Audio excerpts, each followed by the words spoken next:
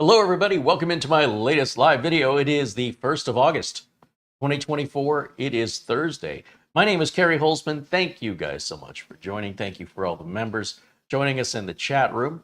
If you want to join us in the chat room, just become a member here. Help support us and keep us away from corporate sponsorships so we can continue to bring you a variety of technology, computer repairs, computer upgrades, computer builds, and do it all independently without the controlling hand of a corporation writing a check.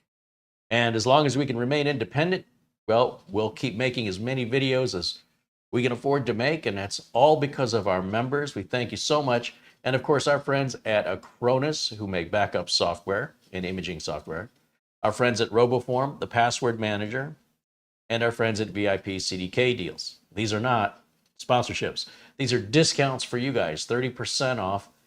Acronis doesn't control what I say. RoboForm doesn't control what I say.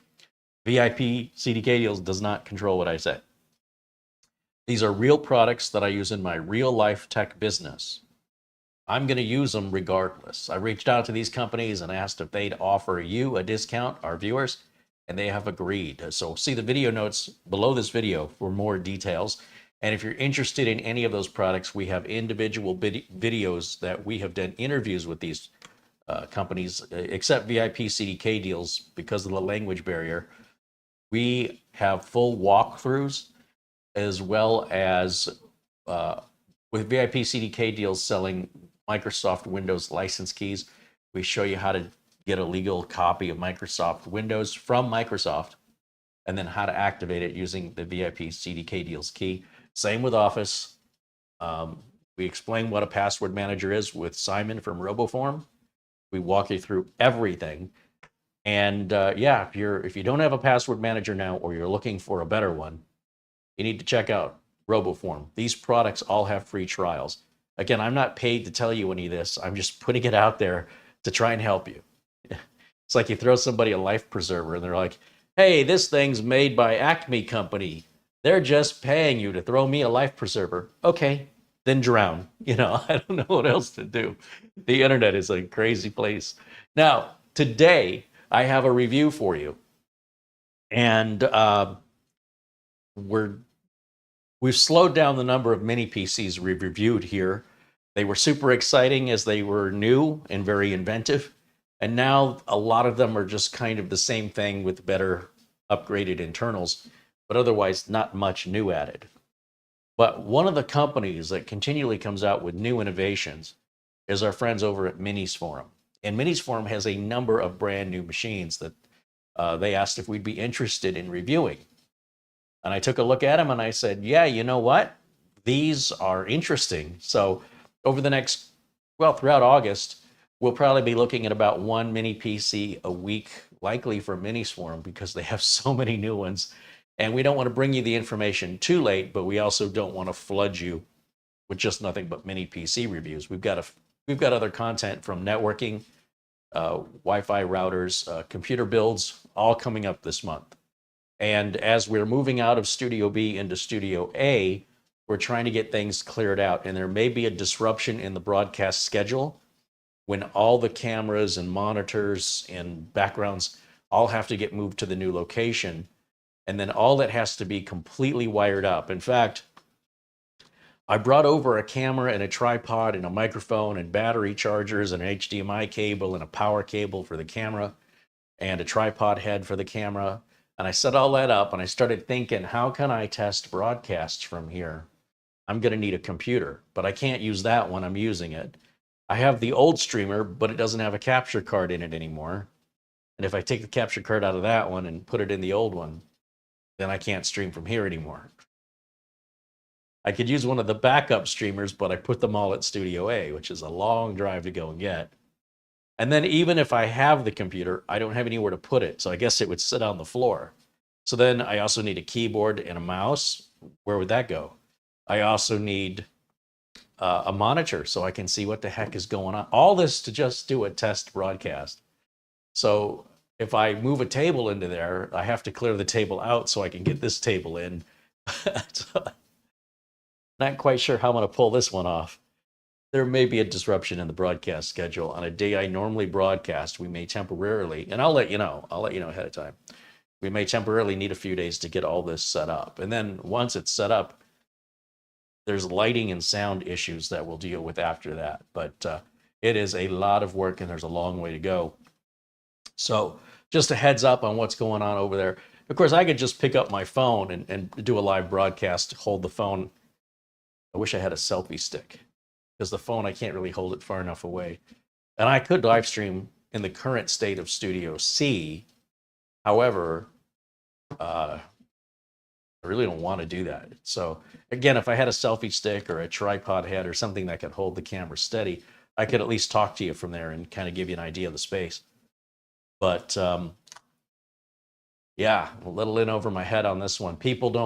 I think generally people don't understand how complex my setup is because I'm not just a person sitting in a chair. I'm standing up behind a desk. I'm walking all around it. I need full sound and full lighting from every direction. I can't use a boom microphone. I have to use a lapel. It's got to be wireless or I'll be tripping over it. And we've got batteries that have to be charged every single night before broadcast for the cameras and for the microphone pack. We have parts that we have to buy. In this case, Minisforum sent us the unit for free in exchange for a review. We always try and be really transparent and disclose everything so you understand that I'm not biased. I do the reviews I want to do, and I don't do the reviews I don't want to. I'm the boss. That's how it goes. So nobody's paying me to do this review except the viewers. That's it. That's all there is. So, all right, with that, what are we reviewing? It is the Minisforum. It is called the EliteMini UM890 Pro. Not a big fan of all these letters and numbers. I will get it wrong constantly because Minisforum has a series of mini computers with different letters and numbers that don't make a whole lot of sense to me. But maybe UM is Ultra Mini, I don't know. 890, the 8 would suggest it's an 8 series. And Pro would suggest it's got more power and inputs on it than a budget PC. So what is it? Well, let's take a look over at Minisforum's page and see how they describe it so we understand what to expect. First and foremost, I need to get the capture going.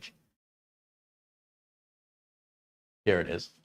Okay, so the Minisforum UM890 Pro is an AMD Ryzen 9 8945HS. That's a pretty high-end processor.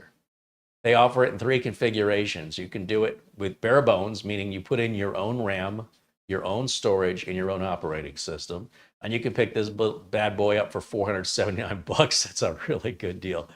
Or if you want it ready to roll when you get it, 32 gigs with 1 terabyte is its minimum configuration because it's the Pro, not the home version. And you're going to spend $649 for that. So you can do the math to figure out that difference on what it's going to cost you to put in your own RAM, your own storage, and your own operating system. That's why there's a price difference right up here when I flip between these two. You'll probably find this is a cheaper option, and it's plug and play once you receive it. If you want more RAM, they do offer it with twice the amount of RAM and the same SSD. And as you can see, it's $70 more, $729, $649. All right, so what is it?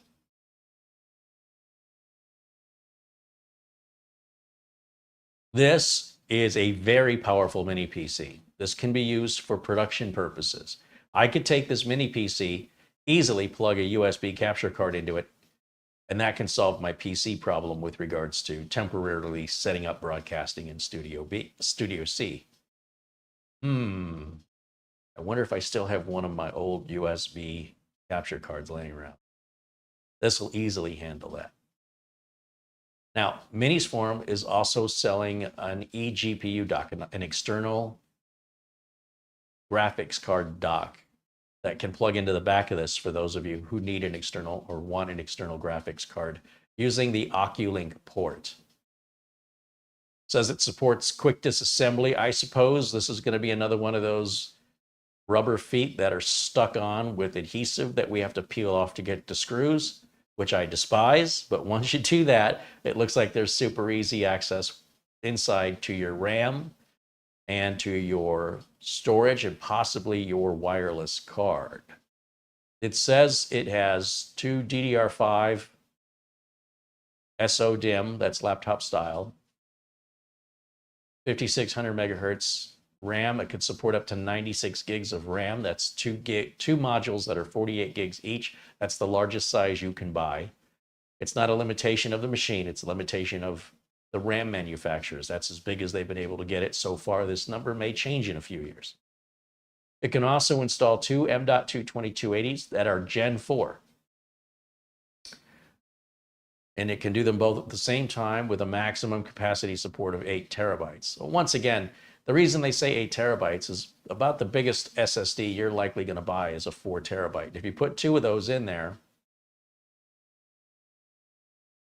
you're going to get 8 terabytes. Unless they meant a maximum of 8 terabytes per slot, in which case, yes, they do make 8 terabyte drives. They cost more than this computer. And if you put 2 in them, you'd get 16 terabytes. There's no such thing as a size limit for storage on a modern computer that hasn't existed for over 20 years. So even though they make these statements about RAM and storage, it's usually whether or not, well, first of all, when they wrote this and what was the largest available you could buy at the time. Eventually, these will be 16 terabytes each. Give it a couple years, and every time it'll double. Then it'll go to 32 terabytes, and then 64. And the question will be, will the module be too fat to fit into the slot? There's a certain amount of space, and that will be the thing that prevents you from upgrading in the future, is the fitment, but not the technology. All right, let's see what else we've got back here. Talk a little bit about the cooling system. 2.5 gig LAN times 2. Oh, interesting. Okay. And quad screen display support. So you have 2 HDMI ports, 1 display port, and 2 USB4 ports. And you can use the USB4 ports, or one of them, as a display output, a display port. So that would be 2 monitors, 3 monitors, and 4 monitors total, as they've got displayed here on the picture from that little tiny machine. Inside, if you were to break it apart and see the breakdown of it, you've got the shell, you've got the cooler that sits over the RAM and storage, which is very nice. And then on the underside, for some reason, they're not really showing us what's going on over here. You've got your CPU on the other side of this board with its own cooler. A little more on the specifications. It's Wi-Fi 6E and Bluetooth 5.3. Now, I do think Bluetooth is up to 5.4 and, of course, Wi-Fi 7. But most people are barely even going to notice Wi-Fi 6E. It's not going to make your internet any faster. Now, here on the front, they've got a clear CMOS recessed button. Our audio jack, which is for headphones or microphone or speakers. We've got a USB4, it says Alt PD, that means power delivery. That means we could plug like an external monitor into this and power the monitor if the monitor supports it, or is it the other way around? The monitor can power, we'd have to try it and see. I've only demonstrated that once or twice, but it's a pretty cool feature. We've got 2 USB 3.2 Type A ports. We've got our power button. 2 more USB 3.2 Gen 2 Type A ports. There's our display port. There's our other USB 4, our HDMI, our Oculink, that's for the external GPU dock. There's our 2 RJ45s that run at 2.5 gig, and our barrel style 19-volt power connector. A little more information. The processor's 8 cores and 16 threads. And it looks like that might have an NPU. Does it have an NPU? And then it says, let's see, DDR5. We covered that. So the Oculink is, we'll be able to demonstrate that soon. They have their cooling system. A lot of people worry about their heat in their small PCs. They have their technology that they've designed called Cold Wave 2.2. And as we mentioned, it can support 4 screens simultaneously. And it includes a VESA mount for wall mounting or mounting behind your monitor. All right. This is pretty exciting because of just how much power is sitting in here without being gaudy or garish. It just looks like a normal everyday mini PC. In fact, there are some budget mini PCs that look just like this that are pathetically slow. But you might just have a very limited budget and have very limited needs for a computer. In other words, you might just want something for a home theater PC. And the great thing about this is the equivalent of about 4 or 5 of those put together in the same package. I mean, it's incredibly powerful in the same package the budget PCs can be found in. So there's nothing about it that screams, I'm really expensive and powerful, steal me. And of course, it could be used as a home theater PC, but that would be way overkill. This is probably more powerful than the desktop you are using right now to watch this video. Probably. All right, let's go back over to camera 1. There I am. And let me turn off window capture for a minute. Swing over to the chat room.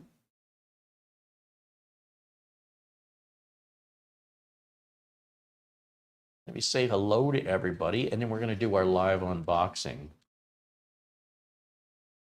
Luke Greeny is saying hello. I got to start at the top and as far up as I can go.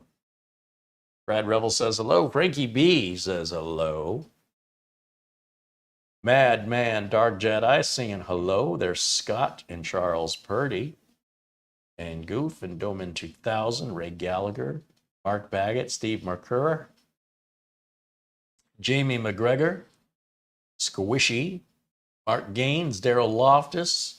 Bajan Guy 908. John Paul Bacon and Dave Batt. Douglas Burchell and 3D Everything.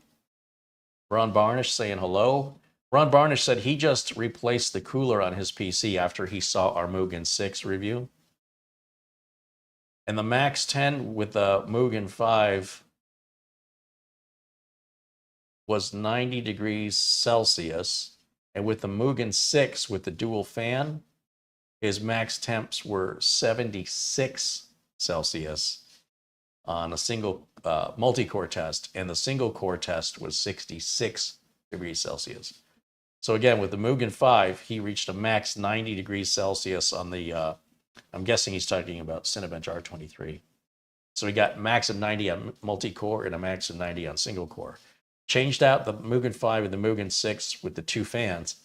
Now he's seeing 76 degrees Celsius on multi-core, 66 degrees Celsius on single core. That is a massive difference. Massive. For $55, what a deal. Ron, thank you for following up with me and letting me know. That's awesome. And now I guess you got a spare Mugen 5 laying around. Another project. And he says he's running an i7-11700 CPU.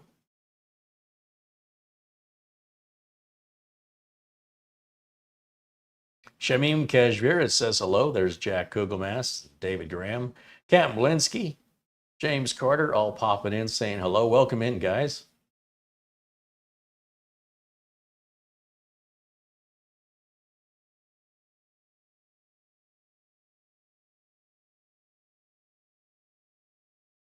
Essential Working Too Hard joins us and say hello. Luke Greenia, who had his Ace Magician CK10 just suddenly die on him, said he got a new power brick from Amazon, hooked everything up, and unfortunately it did not work. What a shame. We sent Luke Greenia the CK10 for long-term testing so we can see how these mini PCs will perform under everyday use rather than a few minutes in a review. And, requested that people report back to us, say everything's running great, here's what I like, here's what I don't like, and we can establish if that's common or if that's unusual. So unfortunately, when do you have that, about a year and a half, something like that?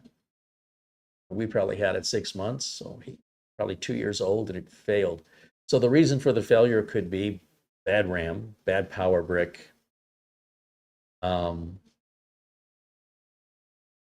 anything that can be removed from the PC.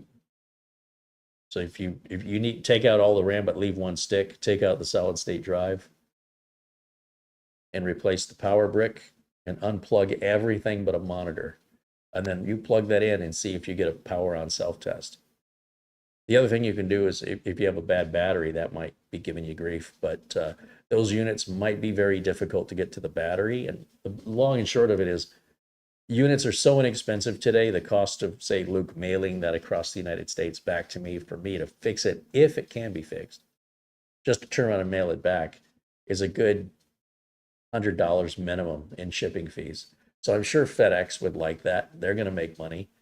But I would recommend take that $100 that you would spend on shipping and put that towards a newer, faster mini PC. So, you know, he offered to send it so we can diagnose it live here. However, they're so limited in what they can do to repair.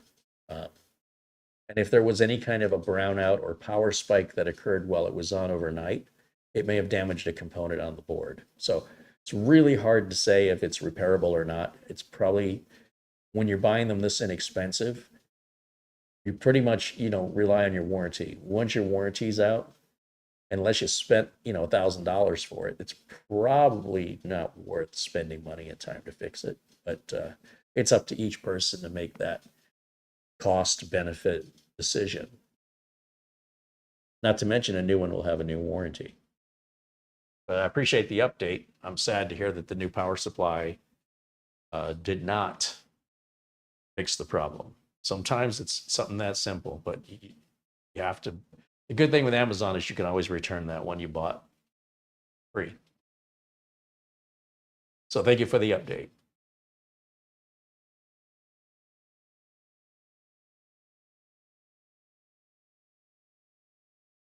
A shout out to our friend there, Frankie B, Peter Laycock, and of course Oystein. Oystein joins us from Norway. Frankie's in New York. And our friend Buster, Peter Laycock, he's in Scotland. These folks have been absolutely critical in the speed with which we're able to get the other studios set up. And I cannot thank them enough and give them enough credit for their generosity and support and their friendship. So a shout out to these folks for kicking us into turbo. It's basically what they did. Thank goodness. So, all right, getting on with the unboxing.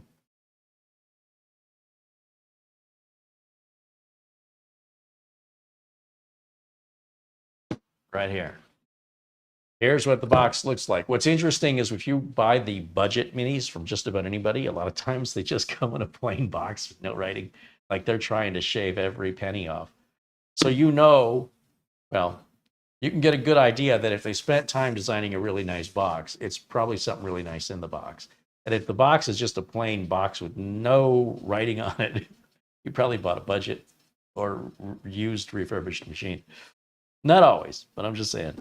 So here we go. Black and gold is apparently the color scheme we're going with. This is the EliteMini UM890 Pro. Now, I have already opened this up and done all of the updates, so this has been opened, but I have not run any tests on it. Hey, there's Thomas back in Stoves saying hello. So we've got our standard Minisforum documentation that's pretty much in all the mini PCs, except, of course, the documentation is specific to the unit. We have our very normal, generic-looking a standard Nook, if you will. The Nook is what, 4x4 is the standard. And again, it's nothing gaudy and packed with power. So it's a little bit of a sleeper. If it were a car, we would call that a sleeper. Okay, so underneath we have a laptop style cloverleaf, Mickey Mouse, whatever you want to call it, power cable here, a short HDMI cable. This is our power brick. Oh, the power brick has the company name on it. This is a 120 watt power brick. All right, the more power, we want more performance, the more power, just like a car. More performance, less gas mileage. So that says Minisforum on it. You'll see it's a barrel style plug and it says it's 120 watts. So that's really nice. That's all the information, big and bold. I don't even need my glasses to see it. Well done. Inside we have this little box. What is this? Oh, okay. I understand. Tell you, I think I know what this is. I think this is an Oculink. Before I open this, let me just guess. I think you use the second M.2 slot to install this circuit board, which then gives you the connector for the Oculink, so that if you're going to run an external graphics card, you're only going to use one of your M.2 slots for storage and the other one. Yeah, I bet you that Oculink doesn't have a... Yeah, okay. This is what's going on here. Let me bring this up and show you. If you look on the back of the unit here, which is exactly as we saw in the picture, there is a dust cover plugged into the Oculink. And that's because there's an empty hole back there. This isn't ready to go. This means it's, if you want to use Oculink, meaning if you want to put an external graphics card for, gaming or whatever, then to do so, you have to install this part. So they include it with the computer. They're not nickel and diming you here. This is included. So if you want to use the two M.2 slots for storage, have at it. But if you want to use the Oculink, you have to give up the M.2 slot that aligns with where the hole is in the case. You don't get to pick which M.2 slot. But whatever one's left over, you can make your one and only storage drive. These are mini PCs, and the processors are also limited to how much data they can handle. So, much more than that, you really need a desktop computer to get all of the lanes possible from the GPU and have multiple M.2s. Obviously, you can't do all that in a package this size. So, well, you can, but you have to give up something to get something else. And I don't know how they wrap this, but it does not want to come out.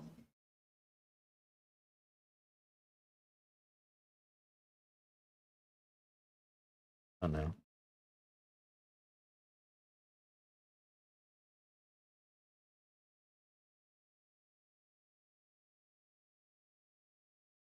Wow. Maybe I'll try the other way.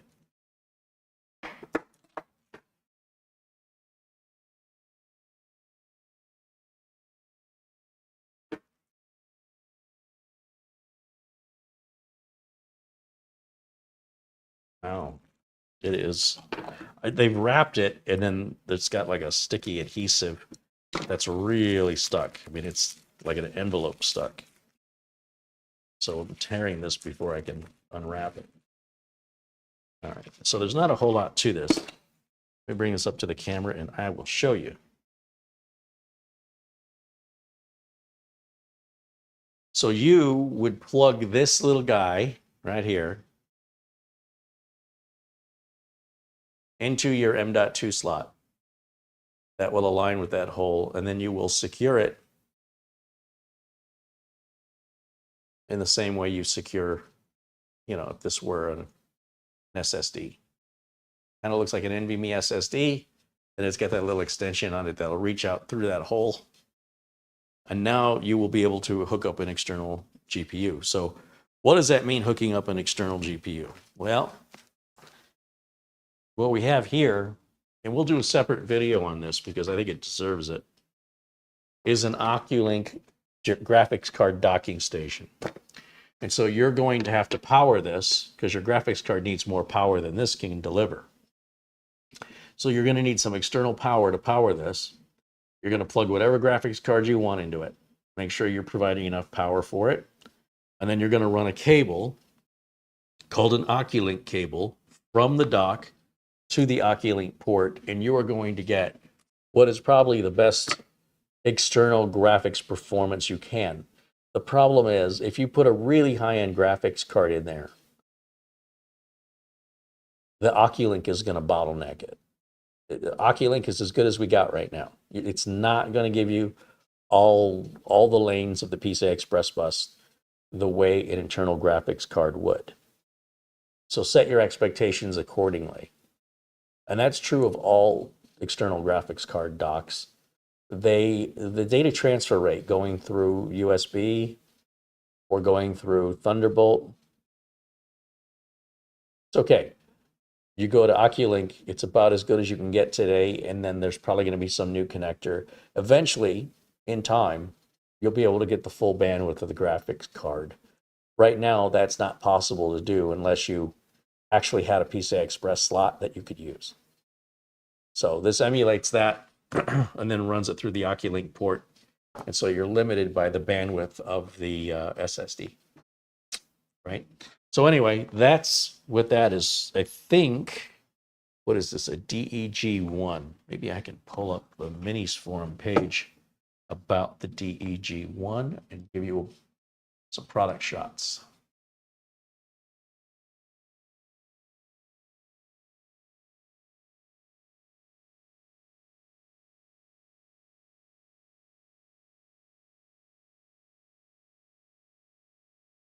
Okay, so here's Minisforum's page.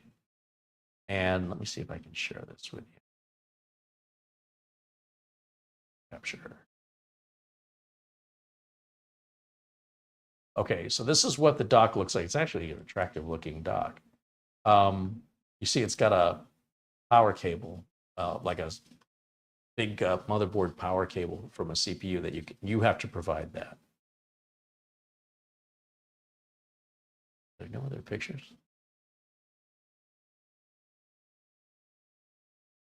It kind of looks like that as an example. It's going to be exposed. Your graphics card will be exposed. There's no housing for it so that the graphics card can breathe and not have overheating issues, and that the dock can be made smaller, cheaper, much more affordable.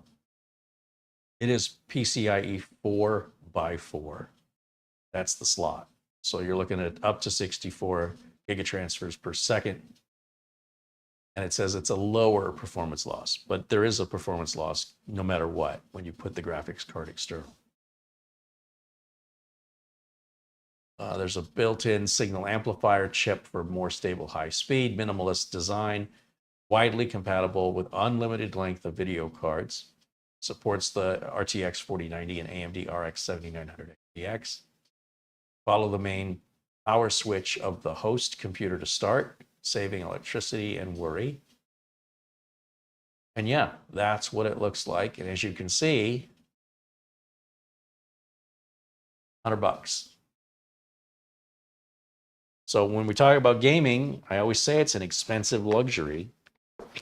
So then you got the price of the graphics card on top of the price of the dock, on top of the price of the computer. But you know what? Still cheaper than doing it in a traditional tower. Anyway, let me go back to the chat room. Camera one. Yeah. Here. All this over here. Let's put it in there. Now, oh, you know what? I did mention the VESA mount and screws are also, I don't think I did that, did I? And that's it. That's everything in the box. Pretty simple. Really nothing to assemble unless you want to add in the Oculink connector or add another SSD or change your RAM. We'll get to how you get to that here in just a moment. Let's put that back. I don't think it needs that little plastic bag it was in.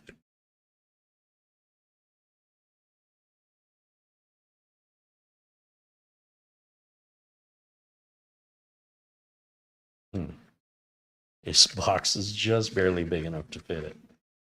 I mean, they're like literally to the millimeter the same size.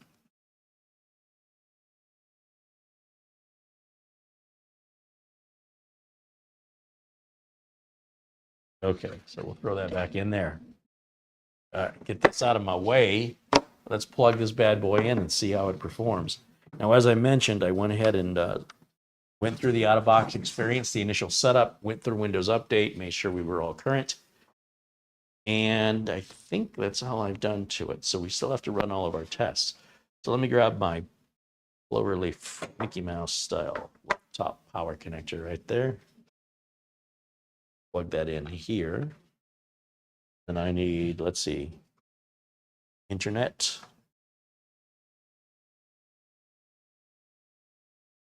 HDMI, which is right here. HDMI port is right below where the Oculink port is, currently not occupied inside of here, just underneath the dust cover. I need a keyboard and a mouse.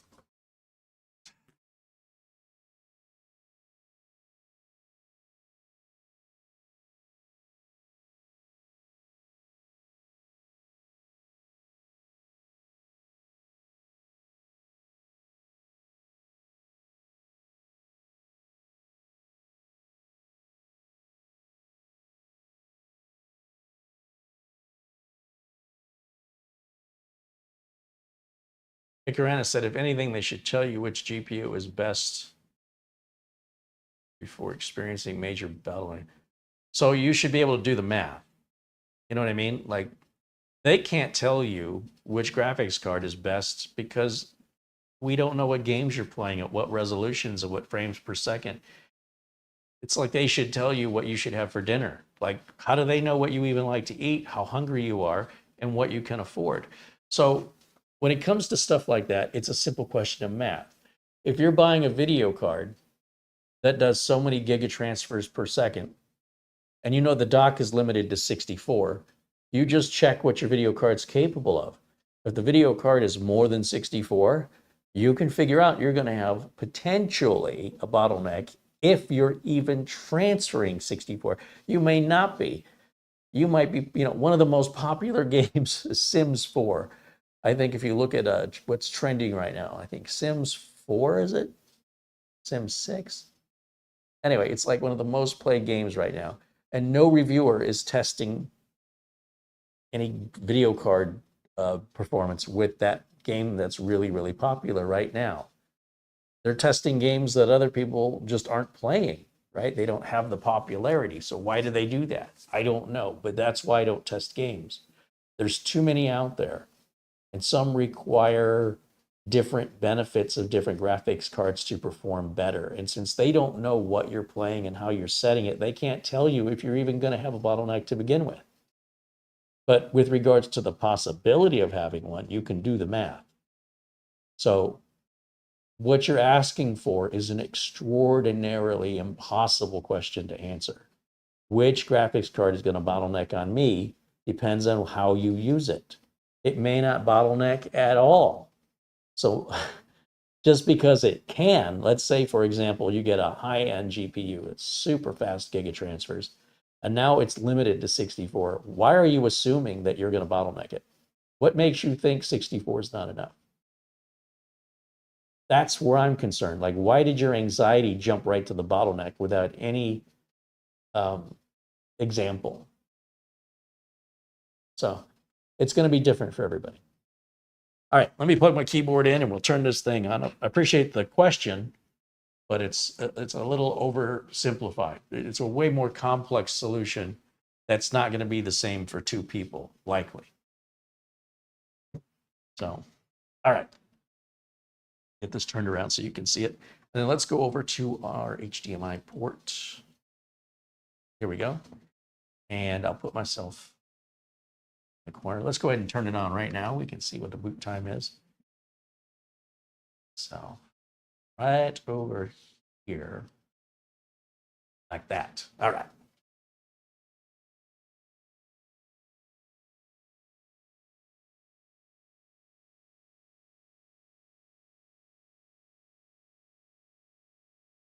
All right, now,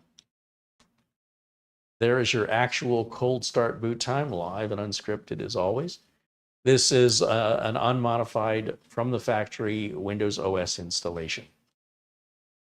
I did not run Malwarebytes on this because it's a completely pointless thing to do. Minisforum has never been found to have anything other than factory installs without any other third-party add-ons or any excuses thereof. Everything is just right.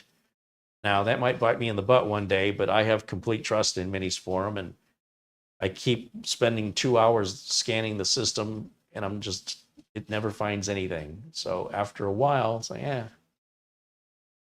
Of course, if you're nervous about it, you can download a free trial of Malwarebytes and just do the custom scan to scan the entire drive. You'll know if it's a custom scan because it'll take about 2 hours, hour and a half to 2 hours to run. If it's finishing in like 2 minutes, then you did a quick scan. It's definitely not as thorough. But either way, if it makes you feel better, let me go full screen over here so I can see this the way you do. All right, let me grab my flash drive and we'll copy the utilities over.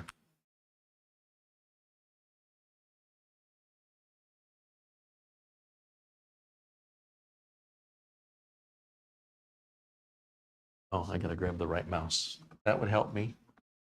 I use the proper mouse. All right, let's go to our utilities and let's copy over, let's see. You know, I like to install VLC as a replacement for Microsoft's media player. I think this is more versatile. I think it's more transparent, more trustworthy, and I think it does a better job actually playing videos and music. And then I also want Uncle Carey's Windows 10 optimizer, even though this is Windows 11. It's fine. And then under, let's see, PC testing software, let's grab Cinebench R23. Also grab CPU Z, and we can grab Crystal Disk Mark Portable and hardware info. Now, these are all free downloads. If you just Google them, you can find the portable editions, which is what I use, meaning we don't have to install anything.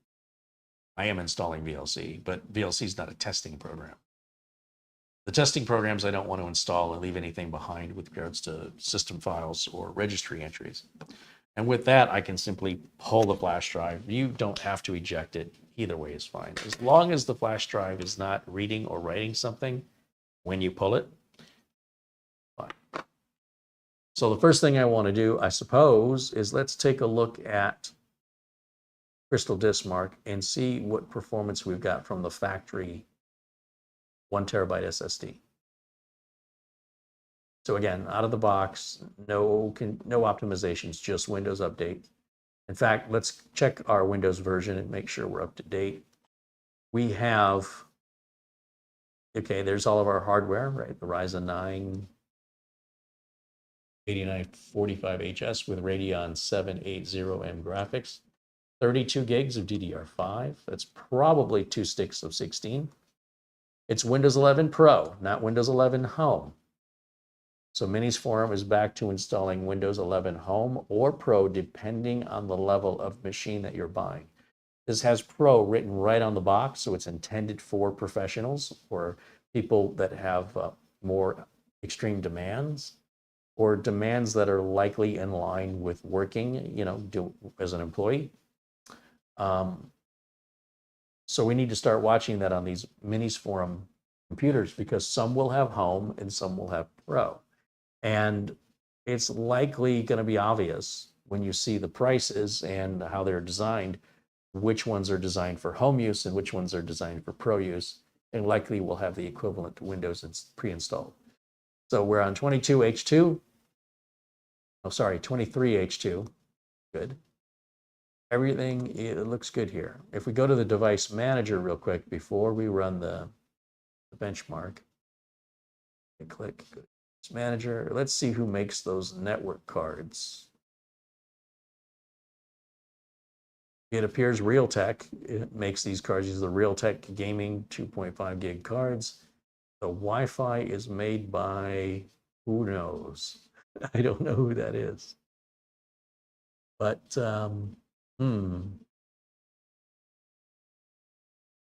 that's interesting. What is that?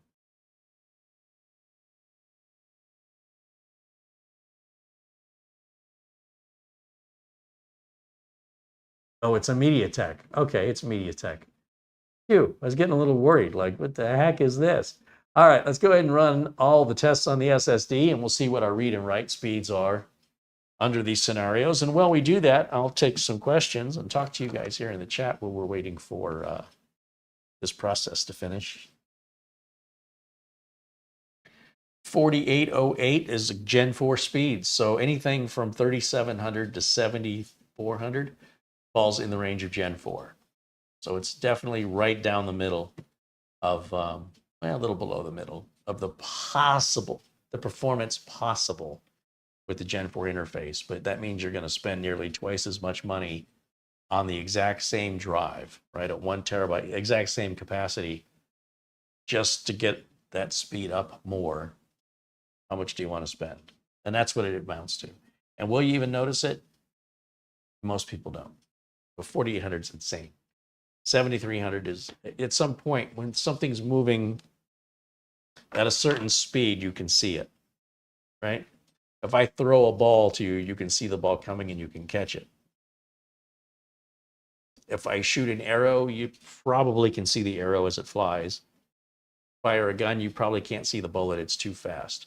So whatever that speed is, whatever the difference between what you can see and what you can't see in motion, once you reach that speed, if you can't see it, any speed higher than that, you still can't see. Well, it's kind of the same with these storage drives. You can see the numbers and the benchmarks. You can see, you know, if you drop a more expensive NVMe in there, up to 7400 sequential read speeds. But you're likely not going to see it outside of a benchmark. In other words, your computer is still going to effectively boot up in the same time. Your programs are going to load in the same time. And maybe if you're playing some intense game that has long load times because you've got the external GPU, if you're spending that kind of money for a graphics card dock and a graphics card and your Steam subscription, let's say, and you probably have a nice monitor and a nice keyboard. You probably have a gaming chair and headset, mouse. You probably have really nice speaker. I mean, you've probably got $3,000-$4,000 in your setup.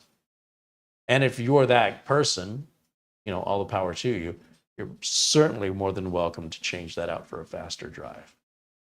But for everyone else, you probably won't notice when you're using the computer that it really feels any faster for most people.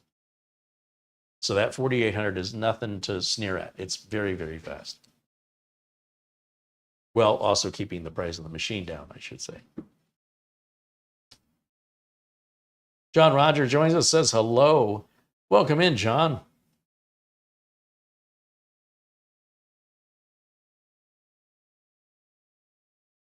Frankie B wants to know if this mini PC is metal or plastic.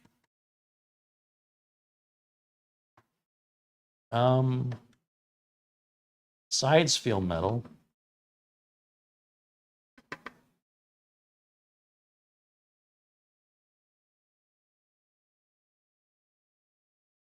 I might have to open it up and look. I think it's metal with a plastic bottom and a plastic top. That's what it seems to be.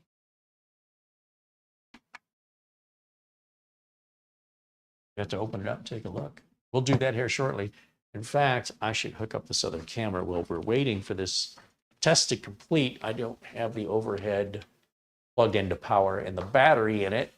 I don't want to trust the battery. And these Sony cameras just don't hold a charge when they're off. I don't understand why. We've got 4 different Sony cameras, 2 different models, 3 different models. 3 of the 4 are different models. And they all do the exact same thing when they're off. They drain the lithium-ion battery significantly. Within a couple of days, the battery's completely dead. So my Canon and Panasonic cameras don't do that. They'll hold a charge for months.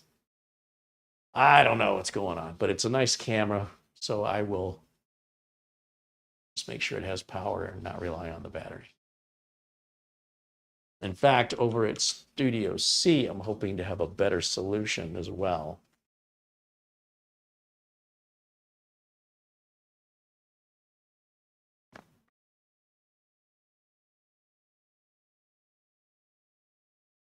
All right. So there's our speeds, and we can go see file and save as. File, save. Go to the desktop, and we'll call it.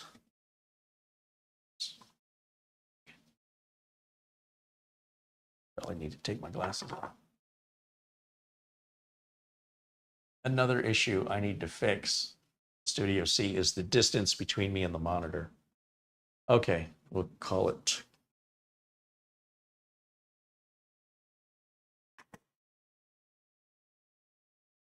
So,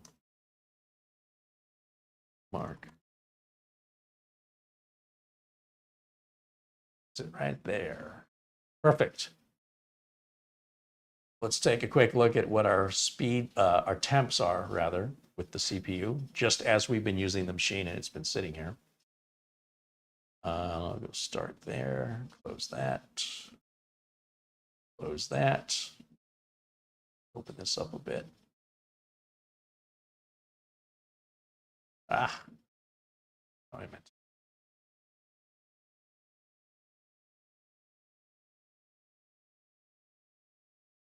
Then CPU temps.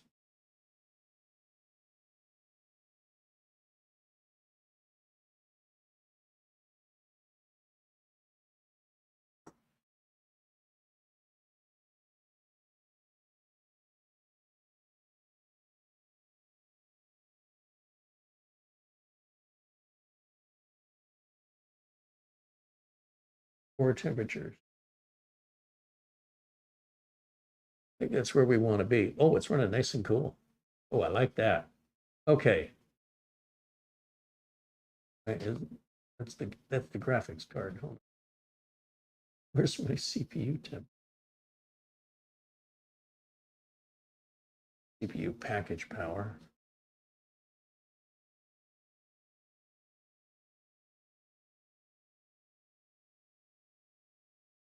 No, this is right. I mean, it's under the, it says APU, but this is look different than what I'm used to seeing.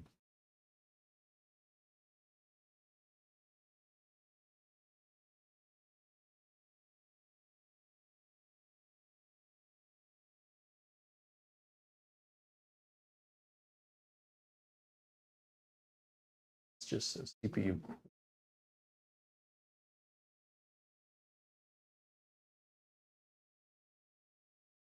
Not quite sure. However, let's see here. Let's put this over to the right. I'm going to get rid of camera 1 so you guys can see it.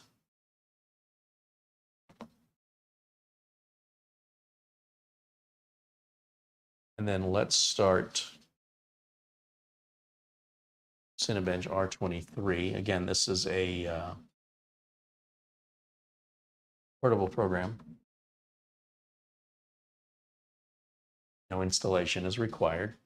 Take a second to load here. And this loading time will only change by milliseconds if we swap out the drive with a faster drive. I know the numbers difference look good on the screen, but the actual, you know, how does it perform numbers for a human being? Yeah, not likely going to notice much. All right, so let's bring up, let's start the test rather.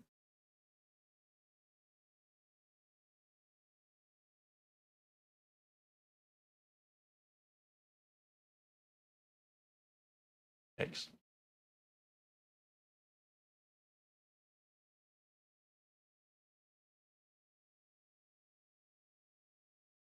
Down. So we're going to hit our highest temps probably within the first 2 minutes. So we won't, well, we could run the whole thing. Let's see. We'll see what the chat room wants to do. But usually you're going to generate your highest temps during the first 90 seconds of each of these tests. In each of these tests, it takes 10 minutes to warm up. So what it's doing is it's warming the computer up, and it's going to repeat this for 10 minutes. That's why there's a clock over here. And when the clock reaches 0, then it runs the benchmark when everything's nice and hot. But usually, for whatever reason, it's right when it gets started, we start seeing our peak temperatures. Let me take a look over here.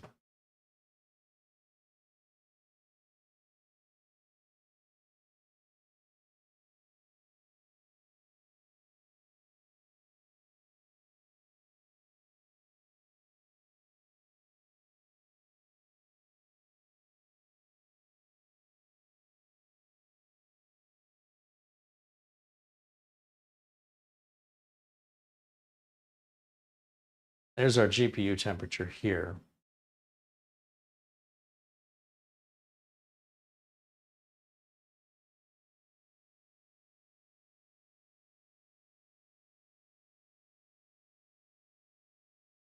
Got information on the M.2 drive and its temp. It's running nice and cool. Temperature on our DDR5 RAM, channel 0 and channel 1, each RAM module. And then we've got, yeah, this is the CPU. So we're in the right place. Got 8 cores. This is how much wattage they've drawn maximum. And then, of course, yeah, you can see the total on this, the whole CPU package reached 65, nearly exactly. And then if we look at our maximum temperatures here on the right side, yep, here it says maximum. We've so far hit a maximum of 85.5. What do I say my limit is where I get nervous? 85, right? Perfect.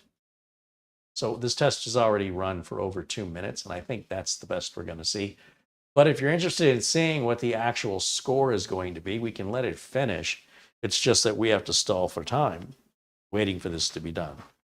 So in the chat room, you guys want me to let that finish and see a score, or should we stop the test and move to the next one and just check our heat there? What would you like me to do?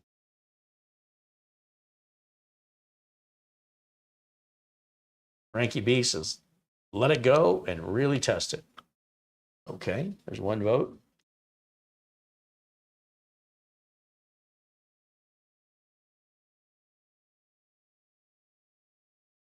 Now, it's very quiet. I do feel quite a bit of heat coming out of the back of it from a good 2 feet away. I can feel it, but I don't hear it. That may be because the air conditioner is running here in Phoenix, Arizona on a hot August day now. Yeah, that's putting out some heat. But as you can see by the temps on the screen, it's not too much heat.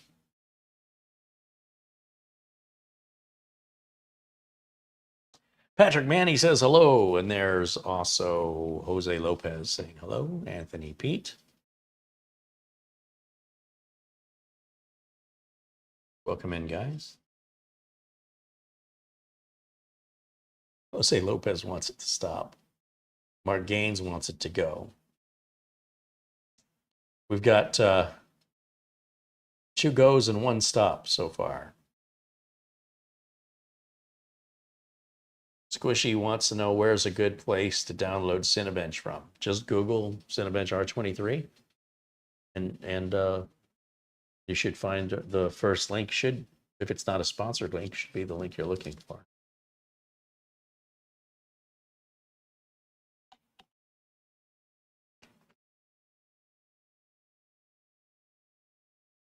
As I mentioned, everything that I use, you can just Google it and download it. It's all free. You can replicate everything I'm doing 100% legally and portable, so you're not installing anything on the computer. So that way, when you're done with it, you can delete it. It leaves nothing behind. But I do believe Cinebench has their own website and distributes it themselves. But I also know that there are some software distribution sites like Major Geeks that are reputable, but they're just full of ads. You're always better getting it right from the manufacturer. If it were me, I'd go to Google. I would type in download space Cinebench space R23, enter. And likely the result you're looking for will be right there. Okay, so far on this test, we're only about 5 minutes in, and our max temp has reached a little bit higher. It's gone up to 88 degrees Celsius, and that's a bit of a concern because that's only giving us about 12 degrees of headroom. Now, before the CPU throttles, that temperature is temporary. Like right now, many of the cores are in the 80s, and for whatever reason, whatever Cinebench is doing, they've jumped into the mid 80 degrees Celsius range, all 8 of the cores. And then within a few seconds, you will notice as we do this, those temperatures on the far left there looking at the far left, those are the temps that we're experiencing in this moment. Once Cinebench finishes this drawing, watch those temps drop. The point I'm trying to make, yeah, see it's starting over? The temps will drop, and they'll drop pretty quickly. And it also, depends on which test Cinebench is throwing at it. The temps should be temporary. In other words, when you hit high temps, you shouldn't be staying there for a long time. The problem is, how do we define what a long time is? Is staying there for a minute at really high temp okay? Yes. Is staying there for an hour at a high temperature okay? Yes. Staying there at a high temperature and running it for 3 years? Yes. But here's the problem. If you're running your computer constantly hot, you've underpurchased for your needs. You're trying to take a fork and use it as a spoon, and it's not going to work too well with soup. So you've got the wrong tool. If you would spend more or build your own computer, if you're that demanding, you would be better off than taking something that's already pre-built that is, let's say, within the budget, and then trying to make it do a job it was never designed to do, and then you're not going to have a good experience. And you're degrading the components when you add that much power and heat over the course of time. So these units are designed, you can run gaming on them for hours, of course, with the Oculink or even using the internal graphics card, no problem. But if you're somebody that is worried about the temps, if you're fixated on that, just know you're going to be running well into, what you can see here on the screen, well into the upper 80-degree range, and it's going to be putting out hot air, and there's really nothing you can do about it. That's what it's designed to do. We've hit 89 so far as our highest. Now, we start throttling at 100 degrees Celsius, I think, on the AMD line. And AMD says that's okay. You're fine to do that. The problem is, if you do that constantly over time, you are shortening the life of your product. It's not a portable heater. It's not what it does. And if it's running that hot all the time, then you bought the wrong computer for your needs. In my opinion, as a technician, this is what I would tell you. If you came to me with a problem like that, that would be my answer to you. Let's get you a machine that conforms to your needs instead of you trying to limit yourself to what the machine can do. So it's very much an individual thing. Everybody's different. Some people will obsess about this. Some people won't even think about it. But Minisforum makes a very good, solid machine. It's easily upgradable. And I forgot what the warranty is. So you do have a warranty on this, of course. If you decide to order it from Amazon, you have a 30-day return period for free. You don't even have to have a reason for returning it. Say, I don't want it, change my mind. They'll take it back, give you a full refund. And you will not have to pay for the shipping back if you're buying it from Amazon. Not from a third party on Amazon, but actually from Amazon. Anyway, what else are you guys talking about? Eugene Hildago joins in, says hello. Welcome in, Eugene. Okay, so it looks like that test has run, and let's run the other test right quick. Start here. There's our final number for the multi-core score.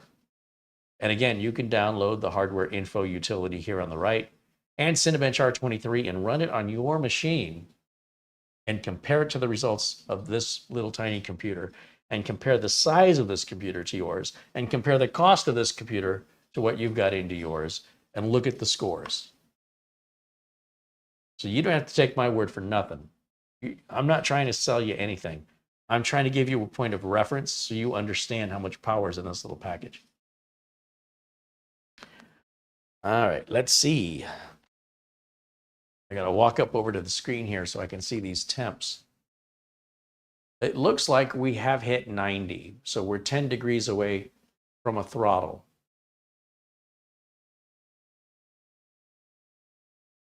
But right now it's only running in the high 40s. And that is a normal, like when a computer user is using a computer, it's kind of like driving a car. Depending on what road you're on and how far you're going and how much traffic there is and what the weather's like and what the condition of the car is, there may be, when you get in your car and you drive somewhere, do you drive one speed no matter what? You're varying the speed depending on, I'm on a 25-mile-an-hour road. Now I'm turning onto a major 45-mile-an-hour road. Now I'm getting onto a 65-mile-an-hour freeway. Now I better pass somebody before I die. And so you give it the beans, as they say, and accelerate with the engine, giving you everything it's got so you could make your pass maneuver. And then you're back down to, say, 60, 70 miles an hour. And then you drive at 60 or 70, you get off the freeway, and now you're driving at, say, 45 again.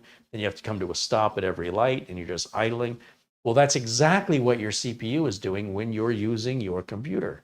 So depending on if you're browsing the web or you're paying some bills online, checking email, playing a game on Steam, your CPU is going to ramp up and ramp down, just like a car engine when you drive. And the problem is, just like a car, if you keep your foot down for a long period of time, not only are you burning through your gas, you're losing all your efficiency, you're creating a lot of noise. Same applies. But at some point, you're going to hit a wall, right? At some point, like there's no road long enough for you to do that. Maybe an airport runway for a short period of time. So that's why we say that these tests, these synthetic benchmarks, they're not realistic to the way users use computers, but it is doing its best to emulate that by running it through a series of processes where the CPU is just not cranked up maximum for 10 minutes. You can see the CPU is going up and down, back and forth, emulating actual usage. There are some very heavy CPU resource intensive games out there that could result in your CPU running very, very hot. That's okay. If that's a game you play 8 hours a day every day, you probably didn't buy the best machine for that game. But again, that's a very extreme example. There's not many people that are going to develop a PC or build a PC or acquire a PC specifically for one game. Those people are out there. Like I've seen some amazing home setups for flight simulators. Somebody's really into flying planes and they want to emulate being in a cockpit. And so they set that up to just do that one thing. Now, yes, you could use it for email and browsing the web, but it's a weird setup. It would be like trying to browse your email in the cockpit of a plane. So I imagine when they do actual, work, they probably have a laptop or another computer somewhere. I don't think they sit in this emulated cockpit. Maybe they do. I don't think they do. Again, that's pretty unusual.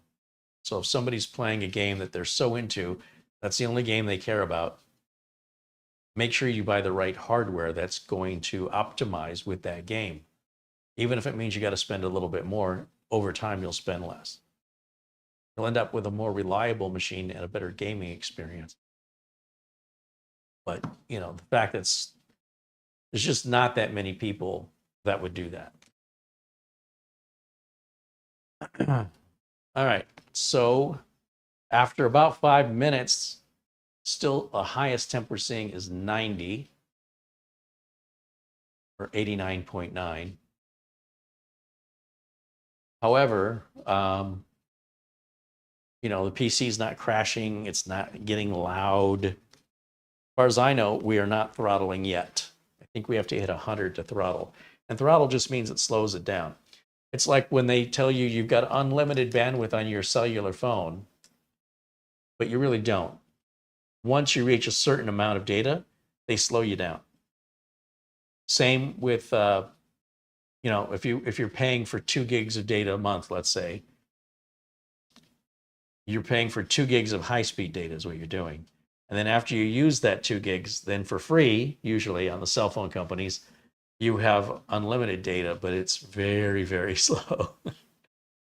It's discouraging to use it. I was going somewhere with that.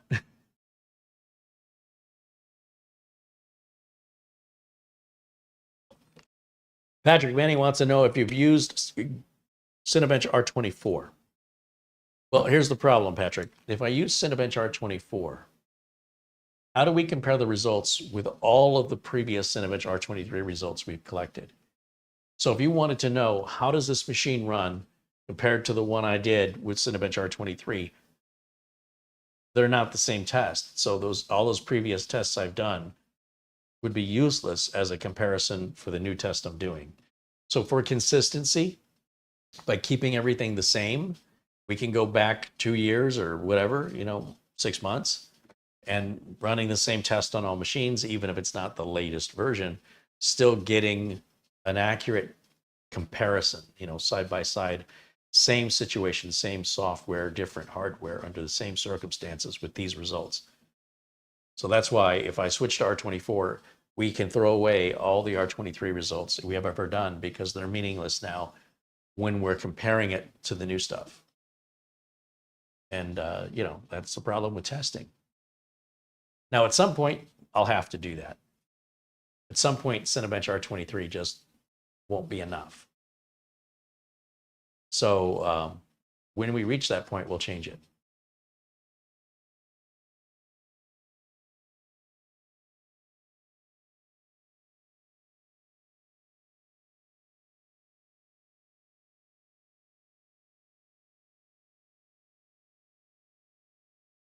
We are just about done with the test, or the warm-up rather, and then the test starts. You'll see the clock counting down over here. It reaches 0, and then the benchmark runs when everything's nice and hot.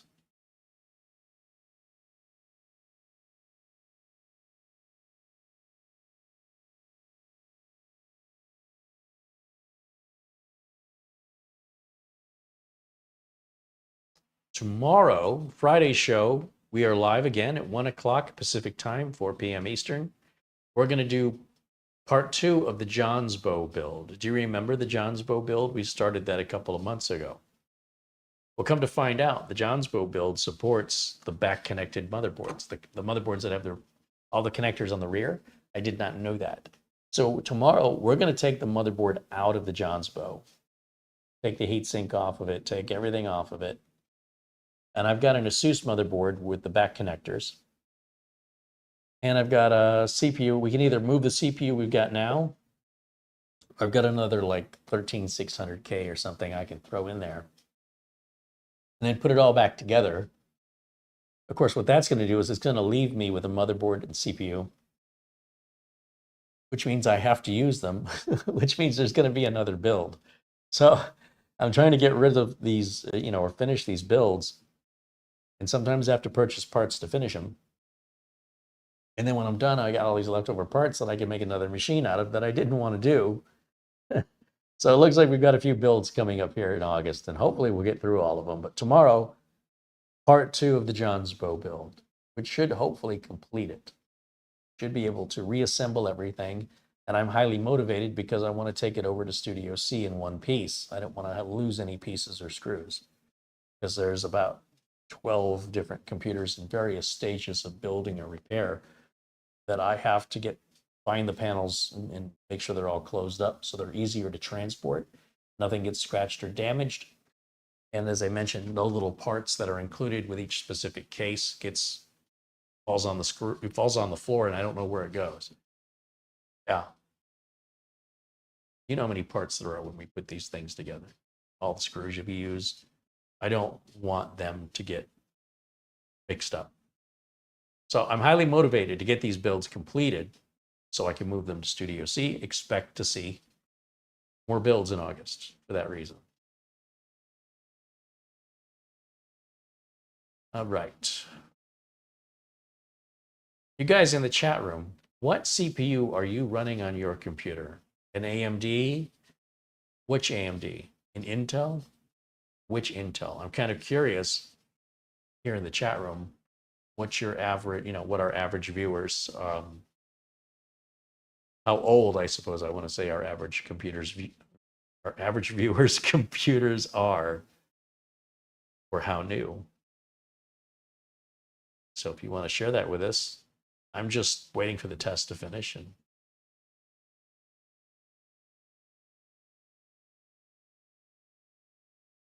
Shamim says, it is my first PC. It's an AMD Ryzen 5 3600. Is that what you're using right now?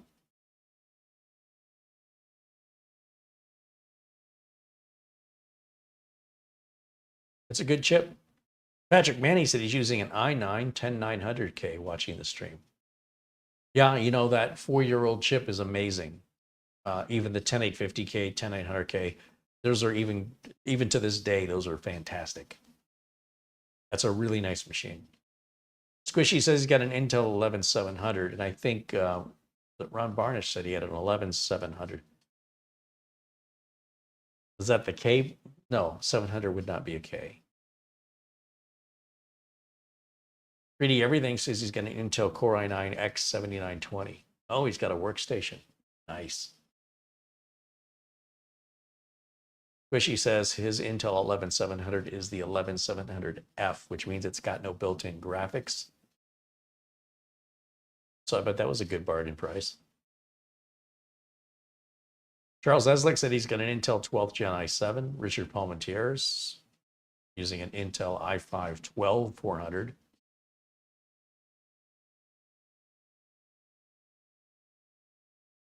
Mark Baggett said the laptop I'm using right now is just running an Intel Core i3. I'd like to save up some money and get a better laptop. Mark Gaines with a Ryzen 5 2600. Wow, is it that old? Ryzen 9 5900X from Dave Batt. That's what he says he's running. Luke Greeny has got an AMD Ryzen 5 7600 in the Project Zero build. John Paul Bacon says he's got the Asus ProArt AM5 X670 motherboard with a Ryzen 9 7950X3D with two PCIe 5 by 4 NVMe ports and two PCIe4 NVMe ports. He built it John Paul Bacon, he must have recently built that. But 3D Everything, who mentioned having the Intel Core i9 X7920, that workstation chip, he said he built it about 6 years ago. That's the good thing. When you spend that kind of money, you can see how much longer the computer lasts and how, I'm assuming, trouble-free it is during its time. When you want to buy just the cheapest thing because the excuse is that's all I can afford, it will cost you more over time usually. It's actually cheaper if you're planning on keeping the computer for more than 5 or 6 years to get yourself a really, really good computer so you don't have to deal with the problems that cheap computers have, limitations to upgrading, airflow issues, not to mention, when you talk about the critical components like a motherboard or CPU, you want to get something really good that's going to last, not something that's good for today. But what will be good 6 years from now? Expect to pay a little more. Maybe you can finance it, PayPal or other services. You won't be financing it for 6 years. You'll have it long paid off. And overall, in my experience, because you're not having to replace the computer as often, you're spending far less in the total cost involved with ownership from the time it's born to the time it's dead. Or you're just done with it and you give it away or you sell it. Okay, there's our final test. That's our single core. And you can see there in the top left, we've got 1,794 points. And then if you look down at the scoreboard, you can see that's right at the top and faster than all those other chips they've got on the list. Now, there are newer chips than that. And clearly R24 would show us more relevant examples. But let's go ahead and close this. What was our maximum temp was 90. We never went over 90. And when it hit 90, it didn't stay there very long. So I'm okay with that. I'm also not going to be pushing the computer this hard. Maybe my video editor will push it, but that's only during rendering. And rendering is usually anywhere from 5 minutes to an hour at most. So even if I'm hitting that temp, I'm only doing it for like an hour. Let's go ahead and shut this. Wait, let me apply my Windows 10 optimizer first. Might as well. And then while that's applying, we'll make sure we have the latest AMD Adrenalin software. If you're running an AMD processor, you want the AMD Adrenalin software. It's going to make your computer performance and reliability so much better. And if you have the Adrenalin software, be sure and check for updates regularly. Your computer will run without the AMD Adrenalin software, but it will run better with the AMD Adrenalin software. So it's not required, but highly, highly recommended. Paul Connolly joining us saying hello.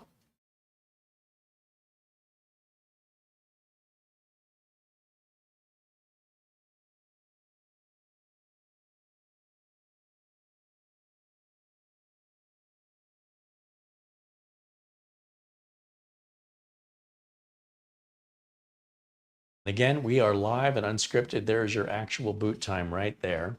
And so what I'm going to do is I'm going to shut this down and we'll go back over to camera 1. Shut down. You know what we could probably do?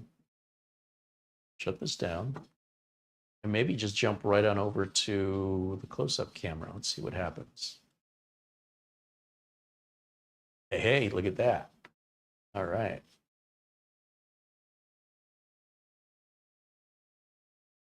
Bear with me as I try and get organized here. So one of the first things I want to do is get this camera to focus. Come on.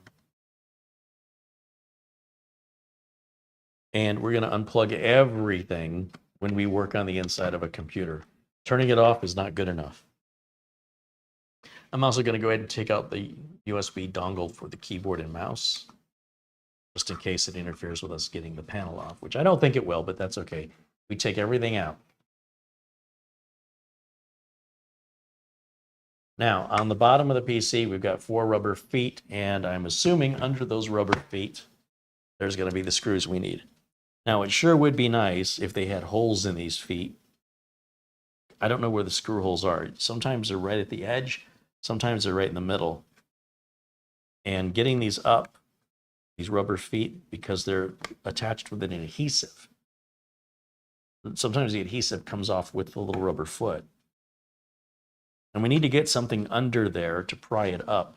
I'm wondering if I have like a spudging tool here that might do that better than my fingernails.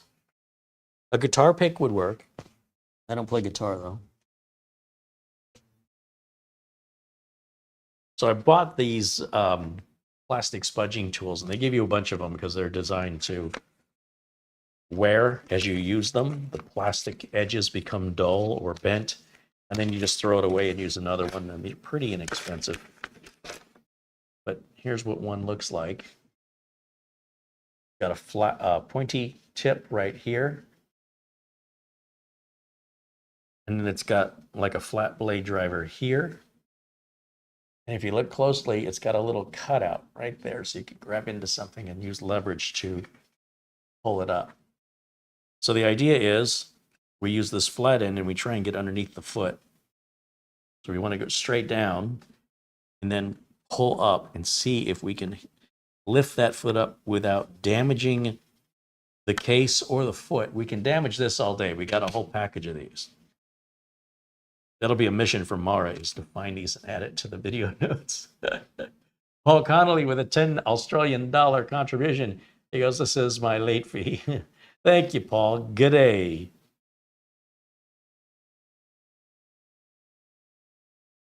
Good to see you. See, this isn't really a good tool for what we're doing here because it's plastic and it's so flexible. I think we're going to need something, at least I need something a little more firm. So what else do I have? I think I have a metal one here. I could also use a flat blade screwdriver, but I just want to be careful. So here's another thing I bought from Amazon. These are just some cheap spudging tools. And it's got this metal flexible spudging tool that you could mar plastic if you're not careful. I just hope it's not too flexible for this. Now, if I could feel where the screw is, I could just use my cordless screwdriver and put a drill bit on it and go through it and leave a little hole in these, which would be so much easier. And I feel like these spudging tools are just too flexible. These feet are on strong. So I don't really think I have a choice but to use a flat blade driver. Richard Paulman's here with a $10 super chat. Says, here's my late fee. Thanks, guys. Thank you, Richard. James Carter mentions he's using a Ryzen 7 5800X. Boy, it's almost 50-50 on the processors, isn't it? A lot of Ryzens. Yeah, I didn't count them out. But it almost seems like there's as many AMD as there are Intel, almost exactly. That's interesting. I'm looking in my tool drawer here for something I think might work.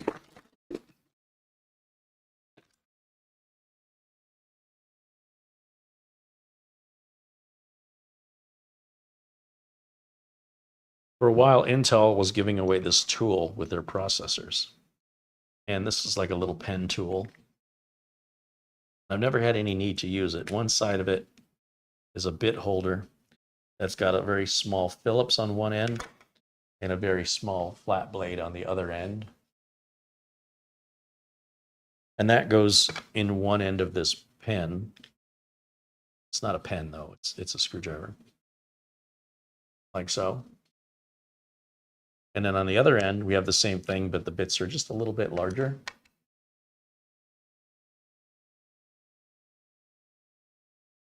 So I want the flat blade, and it just locks in. And of course, that's the cap. These were free. I don't know. Once some sort of CPU I purchased, I think, included the little driver. And this is the first time I've ever used it.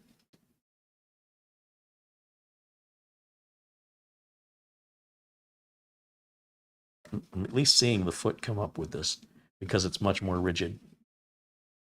And as we peel this back, look at it tore the foot. Look at that. I tore it. That's a problem. And I will let Minisforum know that is too strong of adhesive. Well, now we know where the hole is, right? So if we know where the hole is, we could probably punch through this. It's right about, can't really feel it.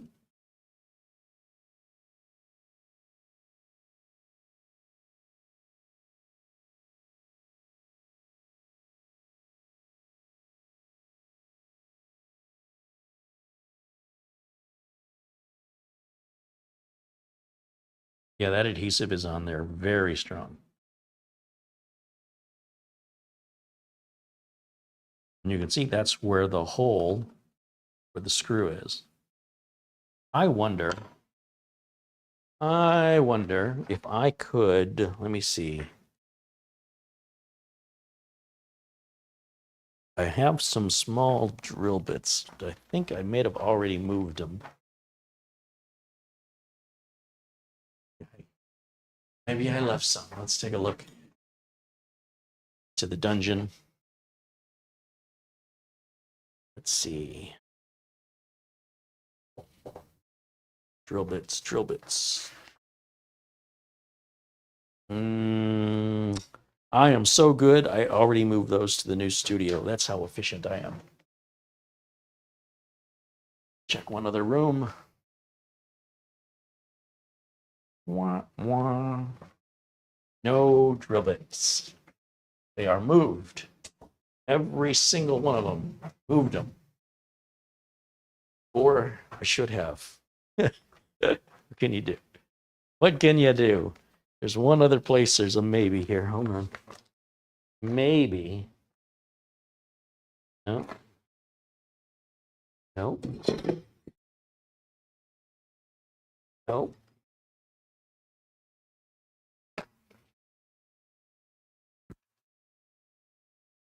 Man, am I thorough. Okay, well, too bad. Too bad, Carey, you missed out. Darn it. Well, hey, Studio C is going to be great. Just want to say. Now, I'm just going to go ahead and pull that off. At least that one came off in one piece. But you can see the adhesive and how it bends and folds away, making it very difficult to put back on. And you'll be fine the first 2 times, but by the 3rd time, that adhesive won't be sticky anymore. And that's the problem. A foot this big they could have easily put a hole in it. And I'm thinking if I have something sharp and pointy,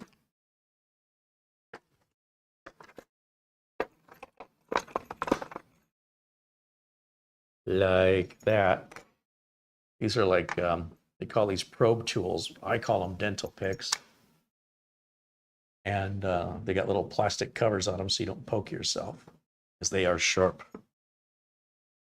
And these come in handy for just such an occasion, I think. So if the hole is approximately, I'm not going to measure it, I'm going to eyeball it. It'd be right about here, don't you think? I think so. Right there. It definitely went all the way down. So if I wasn't getting into the recess for the screw. Now these holes here, these are for mounting your VESA bracket. In case you were curious, these don't open the case. This is when you put that VESA bracket on for wall mounting, the VESA bracket will go into these holes, in case you were wondering. Anyway, so I was where? Right about here? This hole it made is so tiny, I think. Yeah, look how far down that went. So that's definitely where we want to be. And then if I take the next size tool, which would be, I know I've got one in here.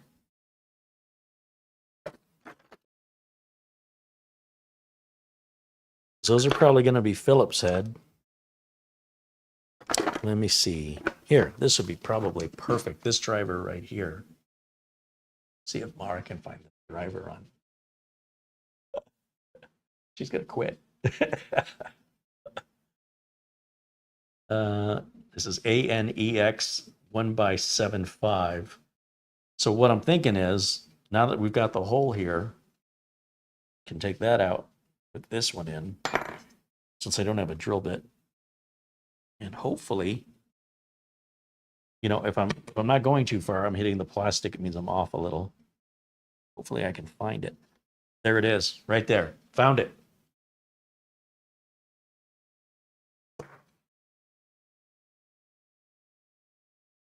See, that's all I had to do. All Minisforum has to do is just put a little hole in the foot. Not that hard. Then you should be able to get in there with your screwdriver.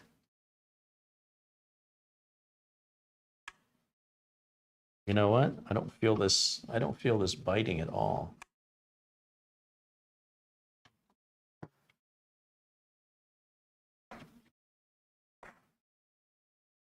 Nothing. So likely this driver is not, like the bit is too wide. I gotta look down inside there because I want to see what I'm trying to unscrew here. Oh wow, that is super tiny screw down in there. So that's going to require a jeweler's screwdriver to get out. Why do you have all those tools, Carey? You never use them. Watch this video and you'll see me go through a whole bunch of tools.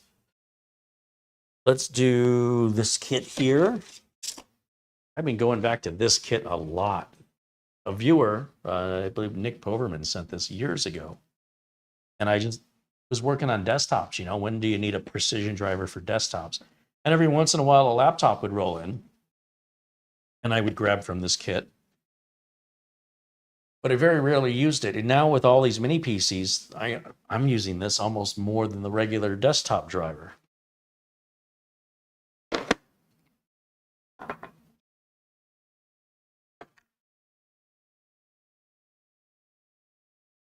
So I am curious if I grab the biggest one, if that will fit. No, you see this piece is wider than the hole. So it won't even go down in the hole. So we're going to have to use a much smaller driver. This one is much narrower. It's one of the smallest Phillips they have.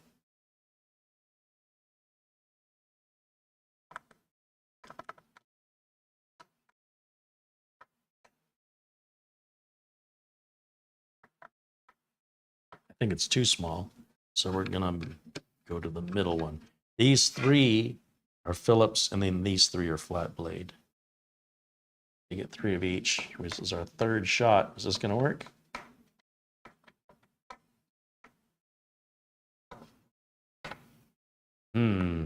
Seems like they made this difficult to open, or I am doing something wrong. This is why we do these live, so you can see the struggle or the ease with which you can get into these things.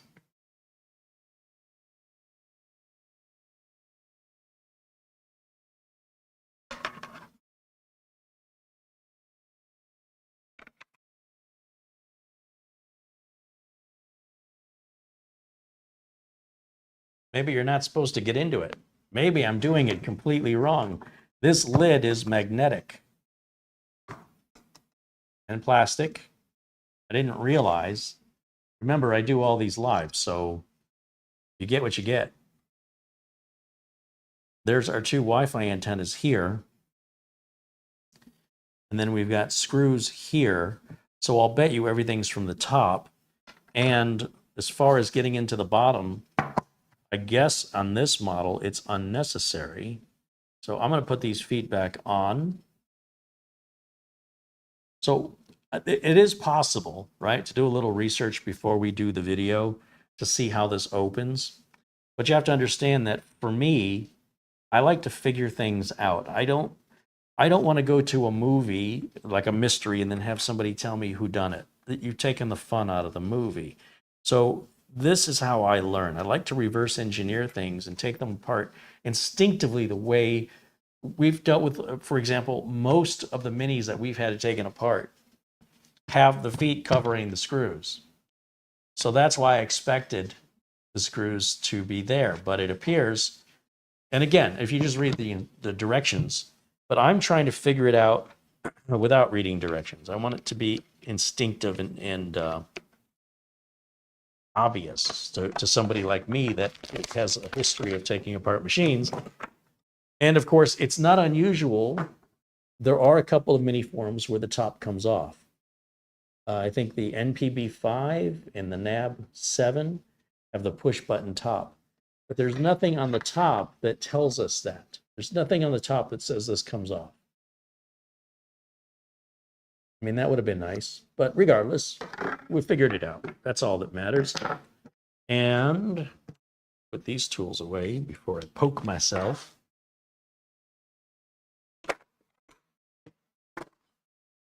And since I went through that adventure and I figured it out in reality rather than trusting what somebody said, I have shared this experience with you. This is as close as I can get to you being in the room with me, and we study this together. And the rule is we're not looking at instructions. If we look at the instructions, we're cheating.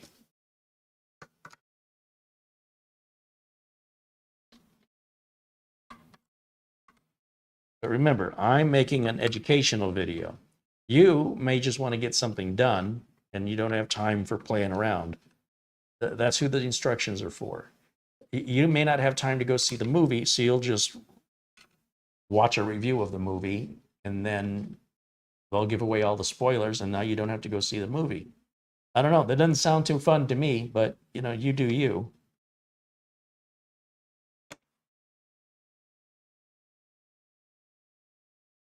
So obviously we have a screw in each corner.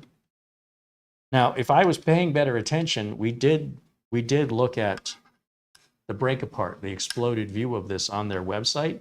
And in fact, it does show the top comes off. But I thought the top was screwed in. In other words, I thought we had to get screws under here out that screwed into the corners of this lid. I did not realize this lid just pulled up. And that's my bad. You know, I could have tried it. But on the other hand, if I tried it and it came up, I didn't learn anything. I just verified what I thought. This is much more informational for me. I am glad that I tried to take the feed off, and I tried to get at it from that direction, so I know why. Otherwise, I don't know why. And it's in my personality. I want to know why. So that's become clear to me. That's the bottom of a screw down there. There's something screwing down this way. It's not, the screw's not going in this way. It appears the screw's coming out. But I don't know why there's an access hole if that's true. That should just be completely flat then. So I'm a little confused at that design, but I'd have to take it apart more to understand it. Now, this is our cooling fan, and I love to see a cooling fan up on top where the solid state drive and RAM are. You don't see that very often. And then these are your two Wi-Fi antennas, and they put them up at the top, which is the perfect location. And if I very carefully want to lift this out, I don't want to yank those antennas off or break them. They are fragile. Something is holding us in here.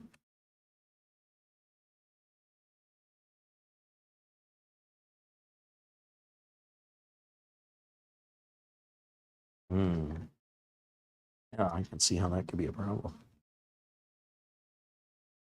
Take a quick look here.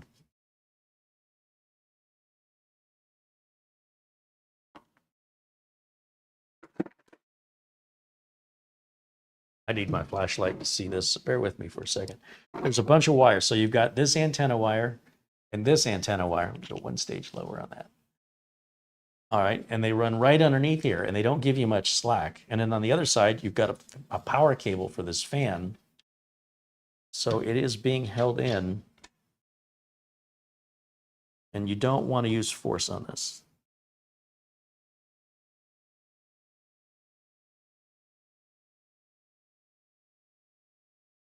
These are soldered down. Your antennas are soldered.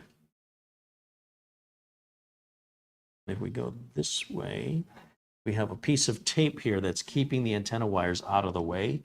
And that's really what's holding us back, is that piece of tape. If I remove it, so that piece of tape, see it.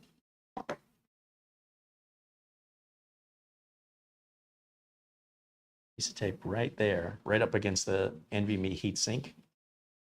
And the underside of this, see, this black wire right here, it's got us, we can't move this any further because of that black wire. We're stuck. So you'll have to remove the tape, which is right up against the heatsink, or we can remove the plug for the fan, which I think is the easiest thing to do. So this is a hard thing to show you, but there is a little plug connected to this fan. You can also see the thermal pads for the NVMe that's there and the NVMe that's empty. The thermal pad is just there, ready to be used if you were to put an NVMe drive in there. So I think it'd be easier to just unplug this fan, which is a little black connector going into a white socket. And you got to be careful when you pull these little tiny connectors off. There's a little white socket and a black fan cable. And now I can bend this back, and you can see the fan blades here, and you can see the thermal pads. And we can very carefully rest it. Again, we don't want to pull these wires off. Now there is a piece of tape right there. And if we remove that, then we'll have a lot more freedom to move this lid. However, the other option would be removing this NVMe drive, and I suspect there's our Wi-Fi card under there.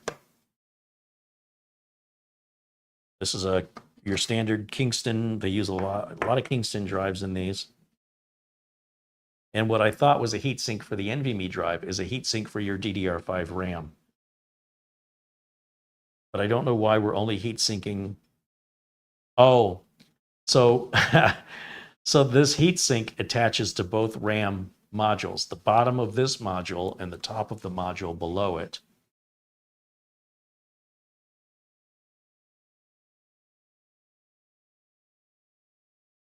I'm going to get the camera to focus without breaking this thing. Need another hand.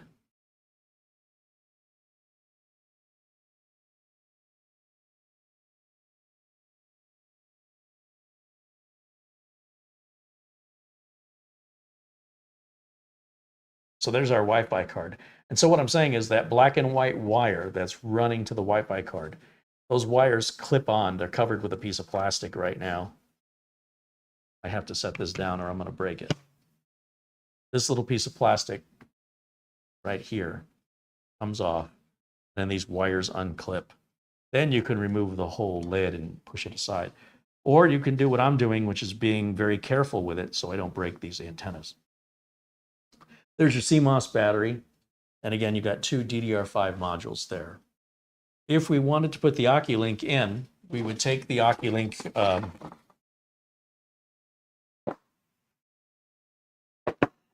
accessory here, like so. And we got to find the Oculink port on this. So the Oculink port is right here, right above the HDMI port. And I'm going to remove the little dust cover from the Oculink. And you'll see it's just an empty hole. And then what I'll do, and again, I'm trying to be very careful not to break the antenna wires. What I want to do is take out, should be a pre-installed screw right here for this M.2 drive, which there is. We're going to take out that screw.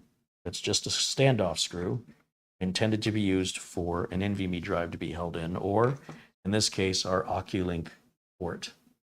So you're going to follow where the groove is to know which way to install this. You'll see it's going to bend over to your left, so it's not a straight on right to the hole. It's accommodating where the hole is, and that black wire is super tight. Very careful with this. We're going to slide that in just like an NVMe drive. Bring it down just like an NVMe drive. And we're going to secure it right there through that hole, just like an NVMe drive. But instead of having an NVMe drive, we now have Oculink port, which, let me see if I can get it to sit better.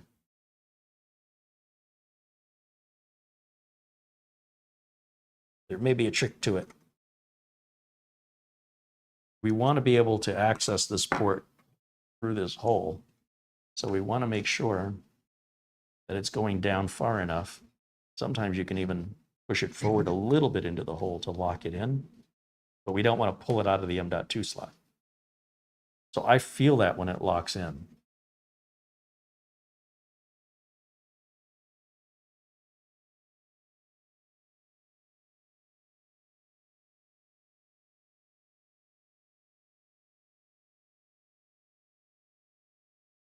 See, to me, the bottom of that is still not quite right, but it may be enough.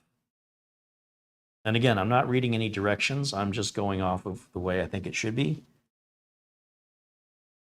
I don't know if there's anything preventing this from going any further down. It feels like it's just about a millimeter off. But it may be that when we plug the Oculink cable into this port, that it's open enough that it'll go in there. I think it is. But you'll see the HDMI port is in there perfect. In fact, all of these ports, the display port's a little bit low, and the Oculink port's a little bit high. So anyway, it's probably fine. And then we can put our M.2 drive back in.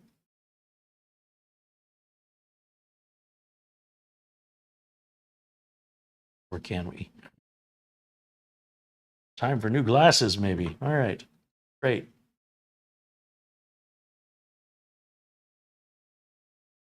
So yes, you can easily upgrade your NVMe drive or add another NVMe drive or change your RAM to 48 gigs each for a total of 96. You can also upgrade your Wi-Fi card if you wanted Wi-Fi 7 or Wi-Fi 8 or 9 or 10 in the future. And then this little connector right, is it this one or it's this one? Yeah, this one next to the fan. This is our power connector, and this one we don't use.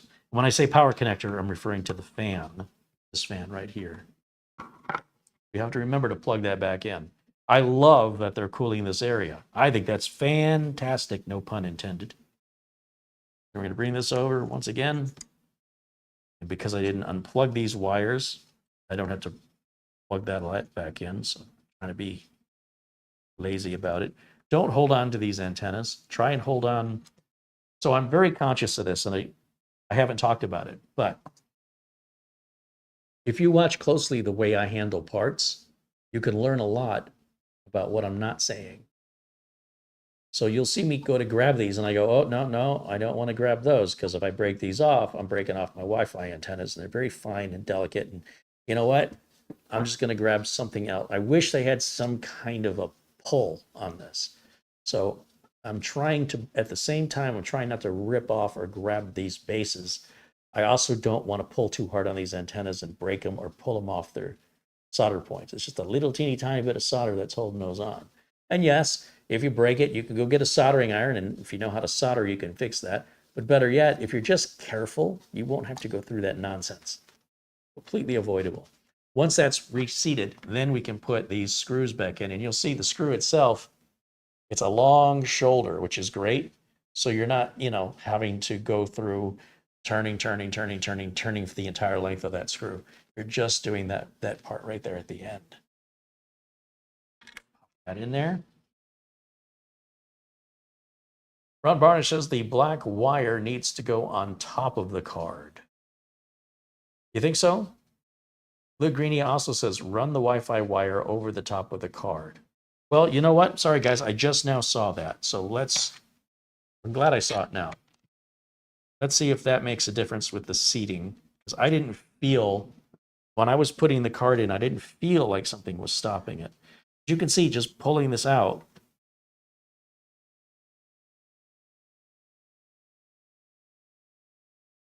oh, and I didn't hook the fan back up. I forgot to hook this up. So I'm glad I'm opening it up anyway. Okay, the black wire. Do you think this wire needs to go over the card?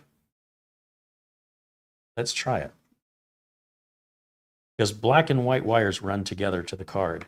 So you wouldn't just move the black one. See what I'm saying? They're a pair. We can lift them up.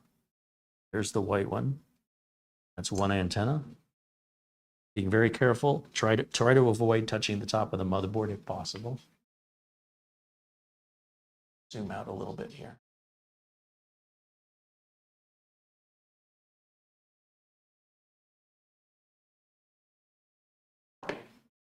Okay, so let's see what we can do.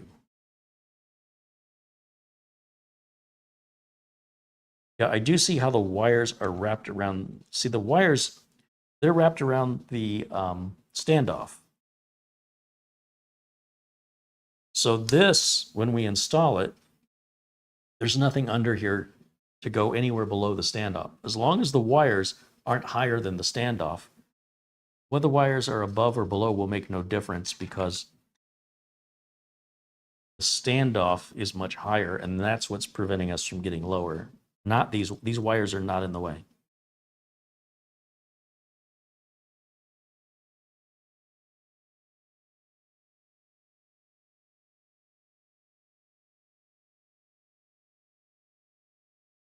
So far as I can tell.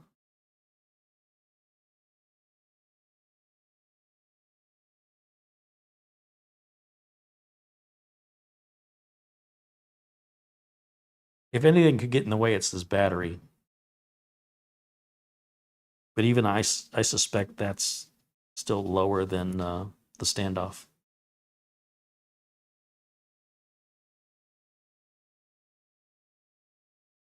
So when you guys are suggesting moving the black wire, are you getting that from some documentation, or are you just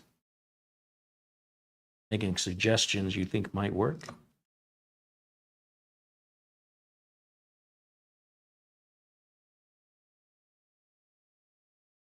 Yeah, I mean, it's close.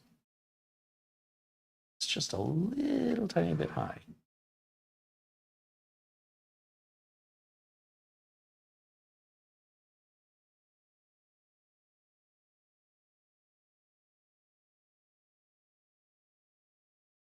I think it'll be okay. Yeah, the only thing I see close to coming up to the height of this card is the battery, and even that has a good millimeter of space, or 2 millimeters of space.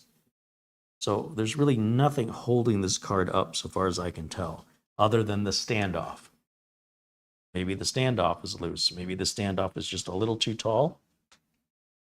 Or maybe that's the way they want it designed. I don't know.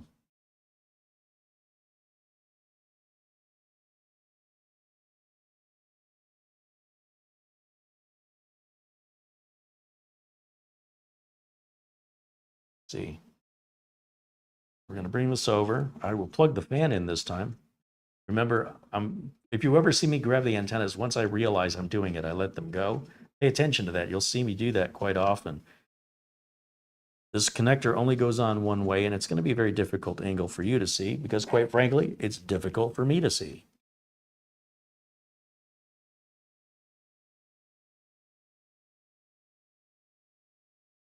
So this design could use a little work, quite frankly. I'm happy to have the fan here, but you know, at the cost of getting into this computer a little more difficult. I wish these connectors were like snap-in connectors that were attached to the plastic, and that way you would just make contact rather than physical plugs. Not much you can do about the antennas though, but at least as far as powering the fan,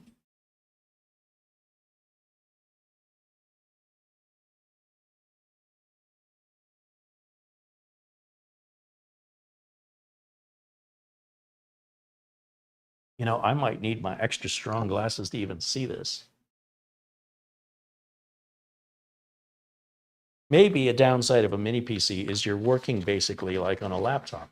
These are mobile, low power parts, and everything's compressed into a very small space. So if you have the patience and the tools and the dexterity to get into these little tight spaces, I would be interested to see how they build this at the factory. I imagine this lid goes on first with this little cable, and then they put these down, and then they solder these. So the way they assemble it almost requires some level of disassembly instead of just a panel that's removed. So not that easy to get into for your average person.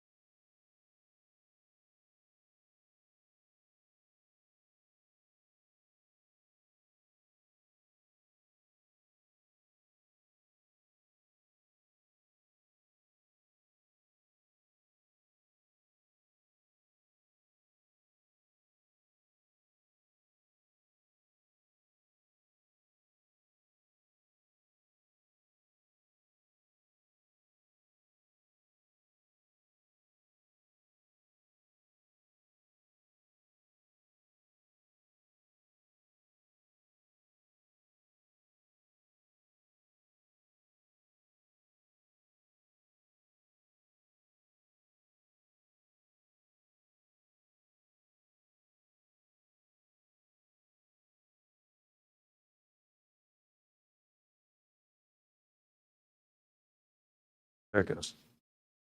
Yeah. And that's with, you know, piano fingers. You know, they're not big sausage fingers. If you're a big person trying to get your fingers in there without busting these wires off, holy cow. They've got to find a better way to do that. It could have been easier. It's possible. It just could have been easier. That's all I'm trying to say. Having the magnetic top come off, it's really just a decorative cover. That's all that is.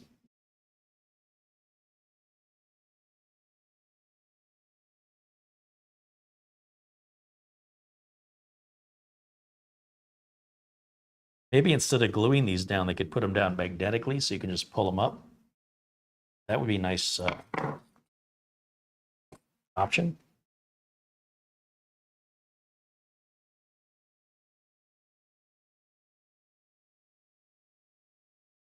David Graham with a $2 super chat says, just adding my 2 cents plus $1.98. Thank you, David.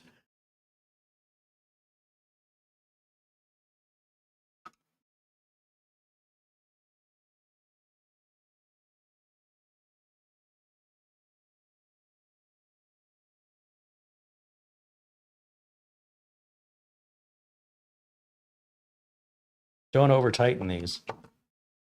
Once they get snug, stop, because this is plastic and you will crack it. If you're forcing something, you're probably doing it wrong. All right. Oh, we have stickers. Ventilation. Ports. This is where all the heat from the CPU is going to come out, this metal heatsink here. And these areas draw air in on both sides. So that's how the airflow functions. So if we plug in HDMI, I'm wondering about this Oculink port. Is it lined up good enough? I would need an Oculink cable. I wonder if they include an Oculink cable.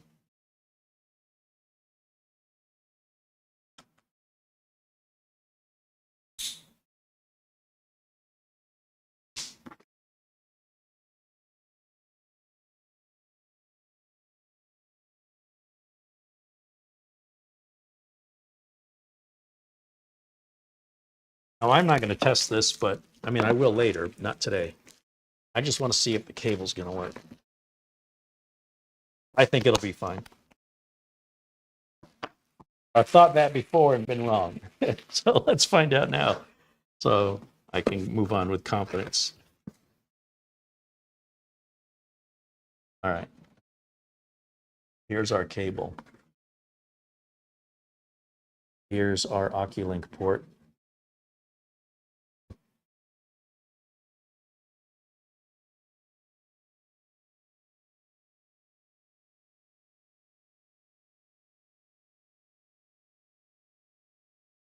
Gotta go that direction.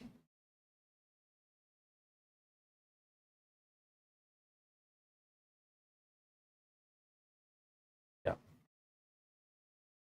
And it locks in. There's a little release button, just like DisplayPort. You push the little button, and it comes out. So we're okay. It's just like a DisplayPort, just tinier. Here's what the Oculink end looks like. You'll notice one side of it is the corner bent.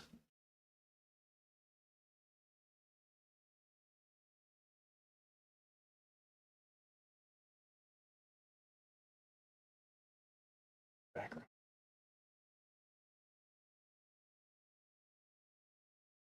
So it only goes in one way. Then that's your little latch on top to release it. All right, I'll put this back in here for our review of this on another day because we are running out of time. Just a little tease. Ron Barnish says, I forgot my normal first chat. Hello. Well, we're not too formal here, Ron. We're all friends. You don't have to be proper. All right. Let's plug the keyboard back in. Either of those ports is fine. Or any of the ports that are USB are fine. HDMI, we'll plug that back in. Our barrel style power here is here. What a view, the top of my head. You can look right through my glasses. All right, and then we'll plug in either of these ports, doesn't matter. Just got to put it in the right direction. Then we'll turn this on. And then we'll switch over to our HDMI input. Hopefully it's booting and we didn't break it.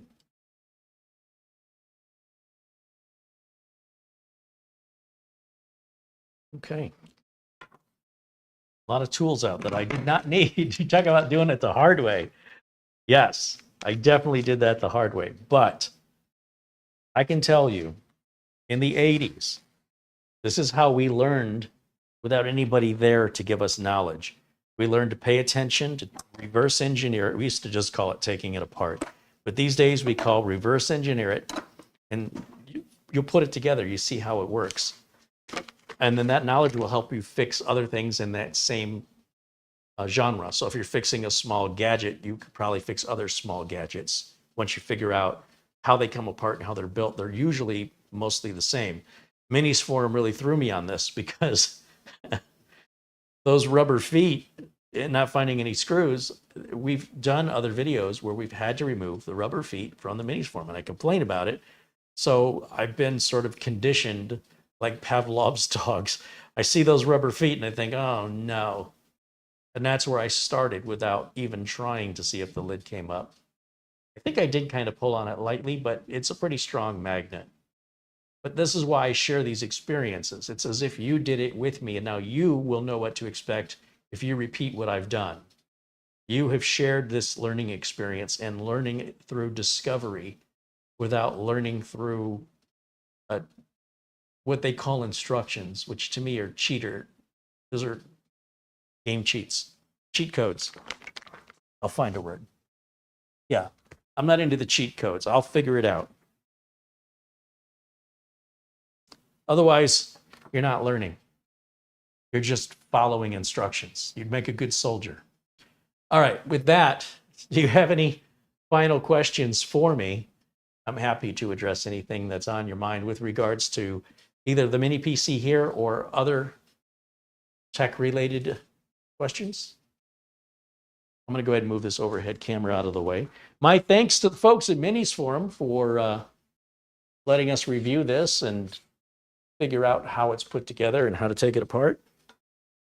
It is a little powerhouse. It's a pretty darn fast computer. And as you could tell from the comments in the, when I asked people what system, what CPU they were running, a lot of people have Ryzen 5s and things like that. This is going to go much faster. 10900, this is going to go faster. And, sorry, I'm just trying to put my camera away. It's cheaper than if you built the equivalent system with the same amount of RAM, a desktop processor version of this mobile processor. And you're going to use more power. This uses less power because it's mobile parts. All right, let me step around. See if there's any questions. Richard Palmentier says the Oculink end looks like a DisplayPort cable. Exactly. It just looks like a shrunken down version of a DisplayPort cable, and it locks and unlocks the same.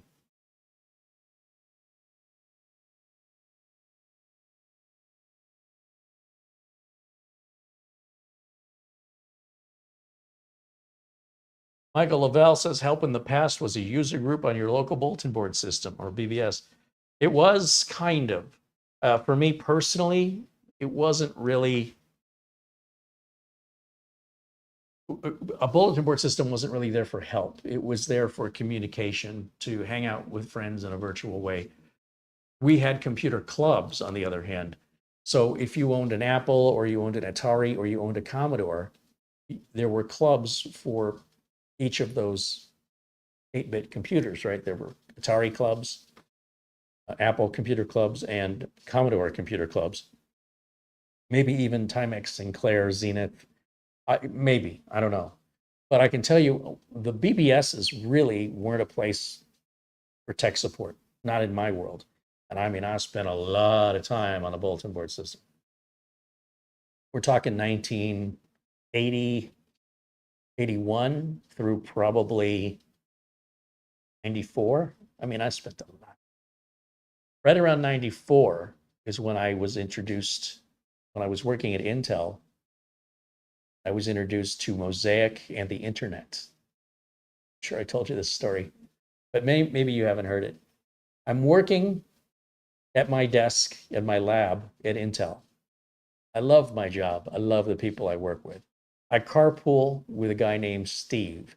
It's 32 miles from where I live to get to the Intel campus in Chandler. So from Glendale, Arizona to Chandler, Arizona, 32 miles one way. Love my job.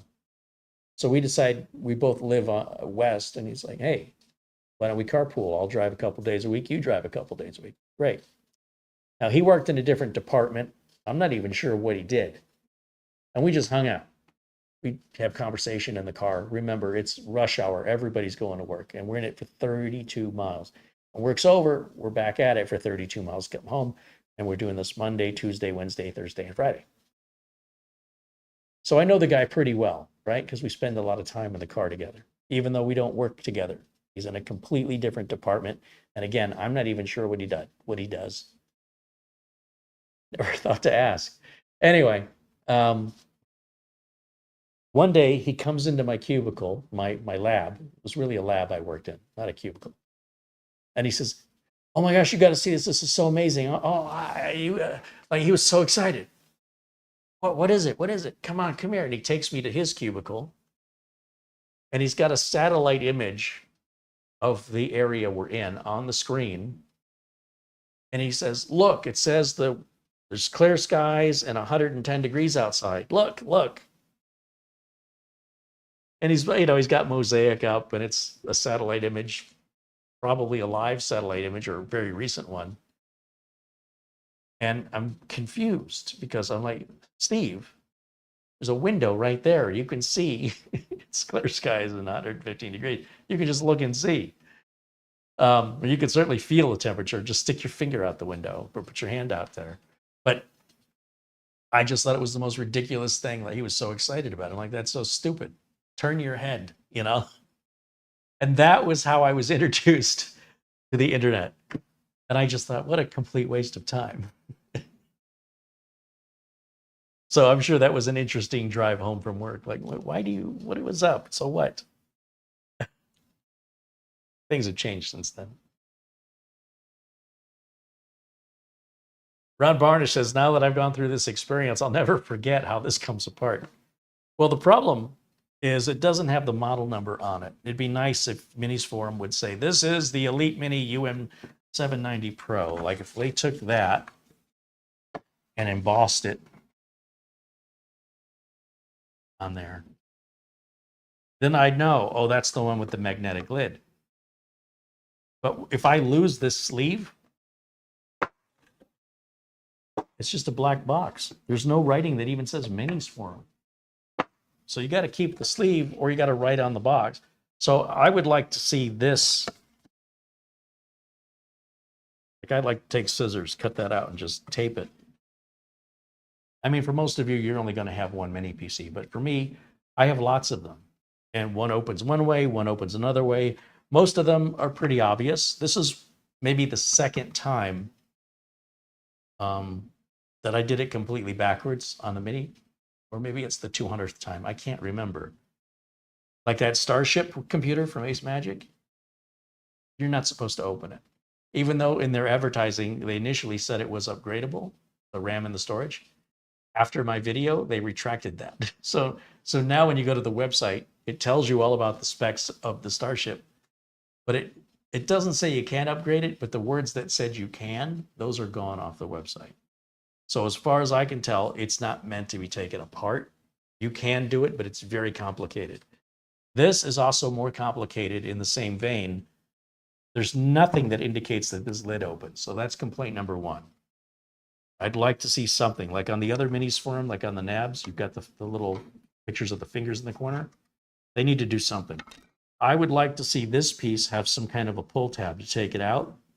With the fan, remember this is running right now. We still have it on. You'll see the fan is running. We don't hear it. But I'd like to see these antennas attached magnetically unless that interferes with the signal. There's got to be a better way to implement putting a fan. Maybe instead of this, figure out how to put the fan on the lid and then give us enough slack cable that we can take the lid and set it on the ground. This is how much slack cable you should have. And then have a way to route that cable so it doesn't interfere with the fan. That's the tricky part. Or you put little electrical pads and then connectors so that when you close it, just like the bezel of some computer cases that have RGB on the front, when you pull the panel off, you'll notice there's a little pad.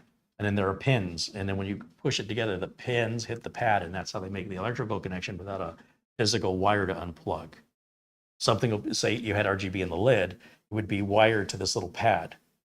And then that pad would connect onto your case, which would also have a wire running to it, to these little springy pins that go in and out like a car shock. Push that on. That would be really cool. I imagine it would add to the cost of manufacturing. And this is probably not something you're going to open very often. So I don't know. When I'm judging this, I'm having a hard time determining how to rate it because it's so powerful and it's so quiet and it's got all these ports and the Oculink, which will be great for gamers. But then if you need to open it up and change your NVMe or your storage, your RAM, you're going to have to take that heatsink off of the existing RAM, which is again going to be stuck by an adhesive. You want to be careful with that. And you don't want the adhesive sticking to your old RAM. Then you've got to attach that heatsink to your new RAM. It's not like it's going to come with its own. You have to use the one that's in here. If you were to take the fan and not plug it back in, and you were to take the heatsink off of the RAM and not use it, the system will still work, but it's going to get hot. So those are there for a reason. They're not there for looks. You can't see it. So Minisforum spent extra money for that fan and extra money for that RAM heatsink, so this will run cooler. But if you're somebody who doesn't push the system very hard, you probably over-purchased, right? So you're using this as a media PC. It's way overkill for a media PC, but in theory, you could take, you could unplug that fan and not use it, this top one, and you could remove you could say you were upgrading the RAM. You could take the RAM out. Either way, the heatsink's got to come off though, I think. And then put your own RAM in without the heatsink and leave it out. But if you change how you use the computer and now you've forgotten you've done that and now you're using the computer for another purpose that's using a lot of resources, you might run into heat issues. And then you want to plug the fan back in and put that heatsink back on. So yeah, I mean, the fan and the heatsink are great. The ports, great. The size of the machine, great. The sound, it's quiet, it's great. Performance, great. Access to upgrade,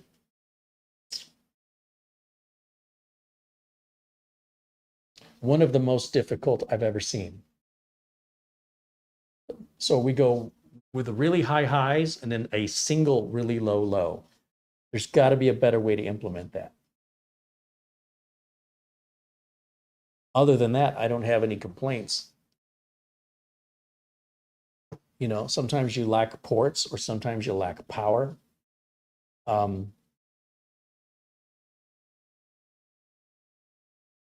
don't know, on a scale of 1 to 10, give me some clues. What would you say? Good and the bad, or is there anything else I've missed that you like or dislike? Let me know in the chat room right now. Let's see what you think. John Paul Bacon says, do you have any thoughts about the issues with Intel CPUs? So John's referring to a number of issues that Intel, let me reiterate, some Intel 13th and 14th gen CPUs are failing. I have yet to see one do so. I haven't seen it. I hear people talking about it, but I've built a number of 13th gen systems. I've only built a handful of 14th. Whatever this problem is, I haven't experienced it. Nobody I've sold one to has experienced it. But it does seem like the people who are very, very loud. So I would be curious what the percentage of failure is. Is it 1 in 5, 1 in 4, 1 in 500? I don't know. This is part of the technology developing, right? There's going to be a microcode update that will protect the CPU from failing if it hasn't already. If you have a 13th or 14th gen CPU that is failed, it's causing games to crash, Intel's going to warranty it, no problem. You'll just be without a computer when you take your CPU out and mail it to Intel, and then you have to wait probably a week for that to arrive.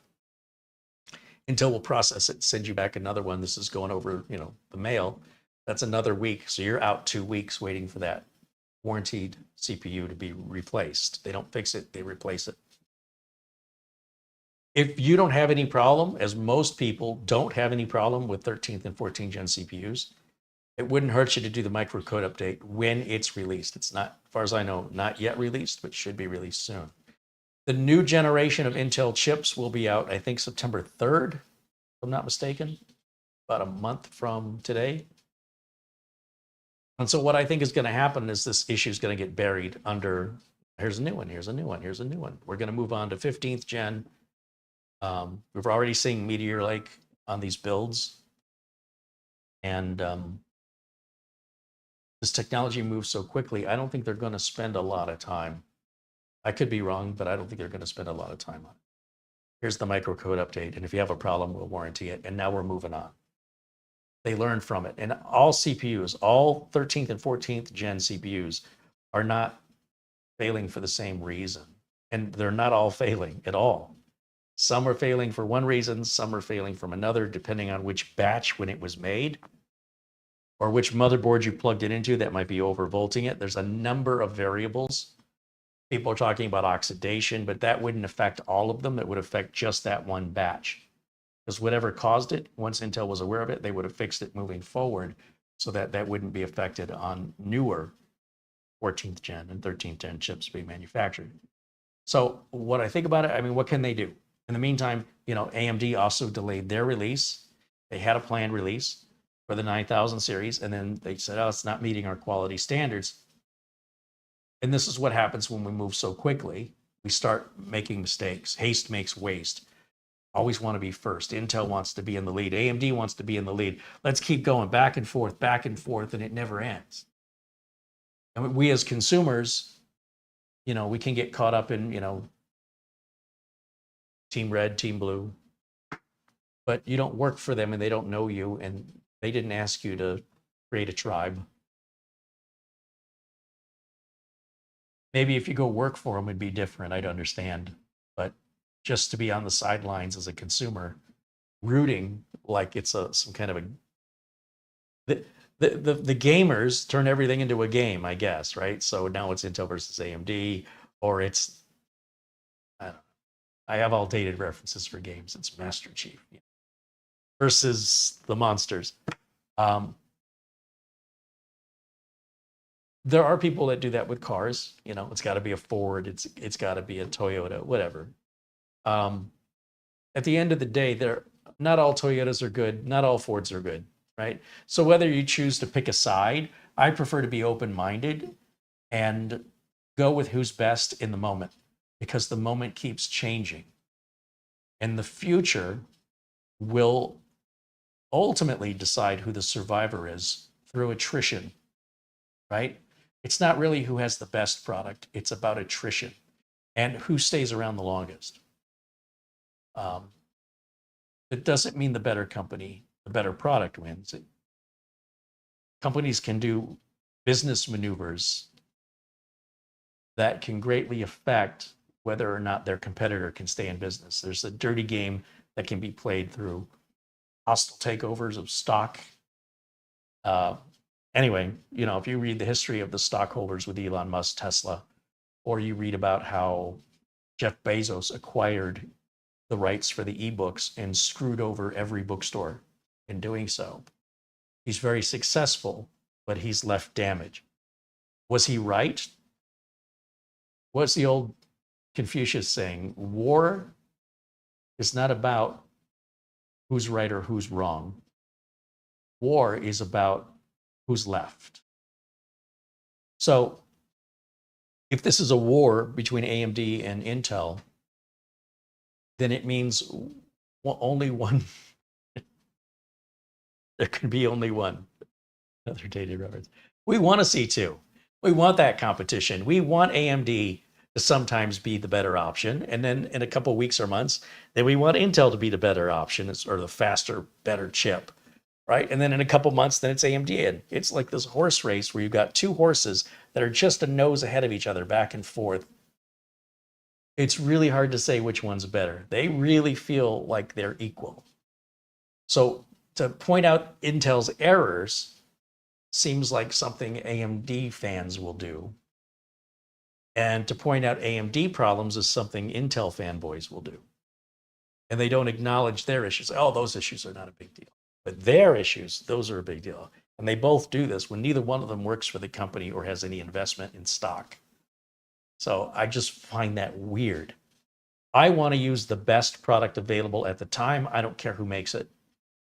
I am not loyal to Intel. I am not loyal to AMD, and they are not loyal to me. So if AMD's making a crappy product, like in my opinion, the 8000 series sucks on the desktop, that's like a console chip. I don't want that in a business. It's hot. It's for gaming. If you're somebody who wants gaming, you probably love that chip in your PCI Gen 4 instead of Gen 5. So you can have a little better graphics in return. I'm not that guy. I want a strong processor that's not going to run hot constantly, that's affordable, and has a good reputation behind it.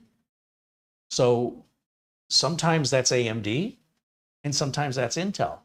This streamer right here, this is an AMD. We built this on camera, and the streamer before it was an Intel 9900K. So you can see I'm agnostic when it comes to this stuff. Every company makes mistakes. Every company learns from them.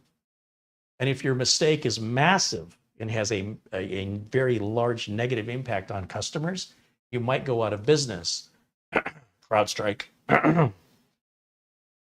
So these little errors are not a big deal. These are minor, as far as I'm concerned. AMD had issues too. It's funny how we forget about them, because that's no longer a problem. Nobody's buying those old CPUs anymore. We're focused on the problem today. And then 6 months from now, you're going to have something else you're going to, you know what I mean? And it just keeps us,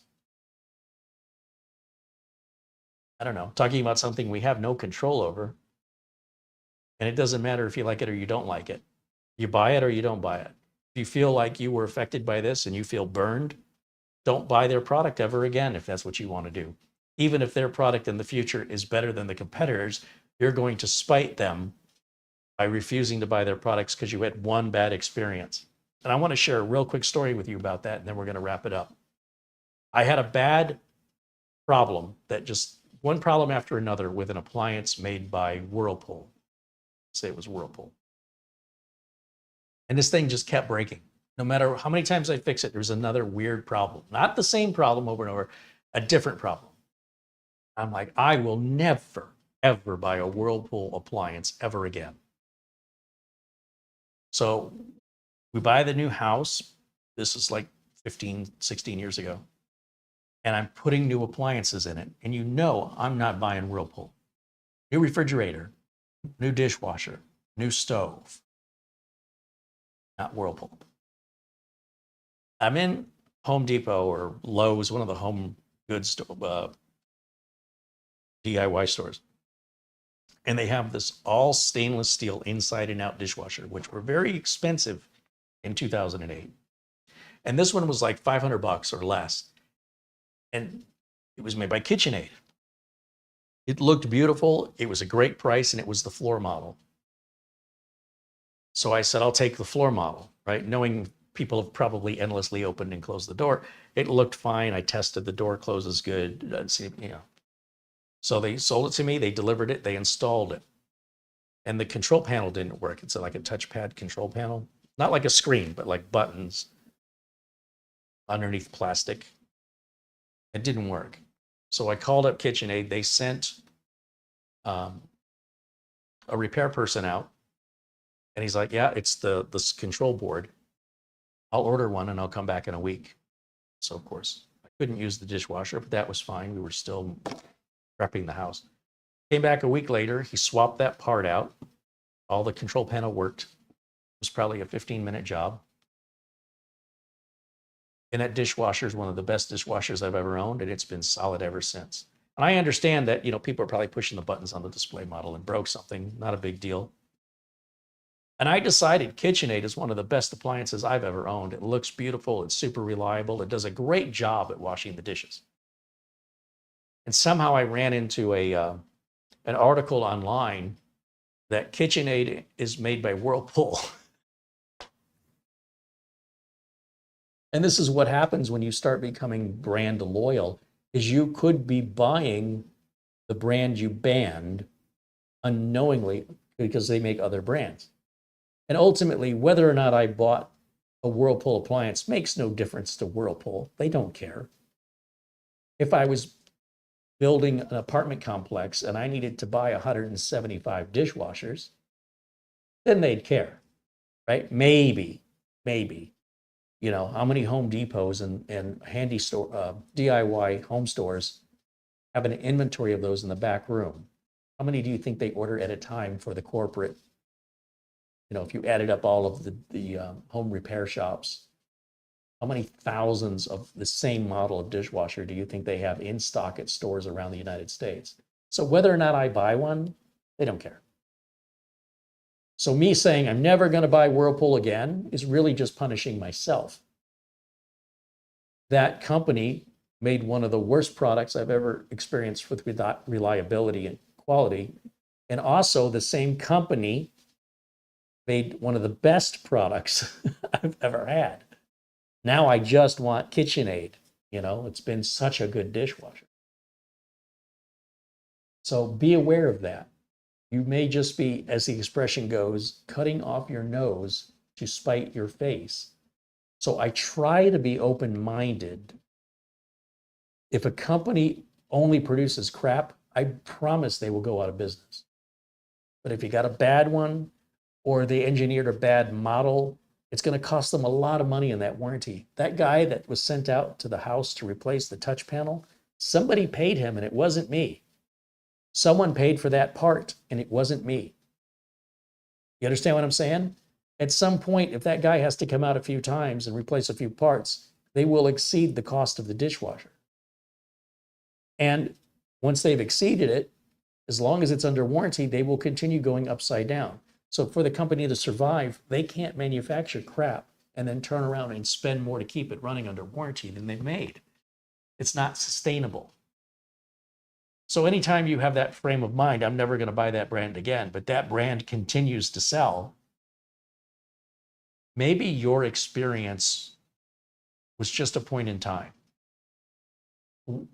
If you go to a restaurant you've never been to, you could have a good experience or a bad experience depending on who's working that day.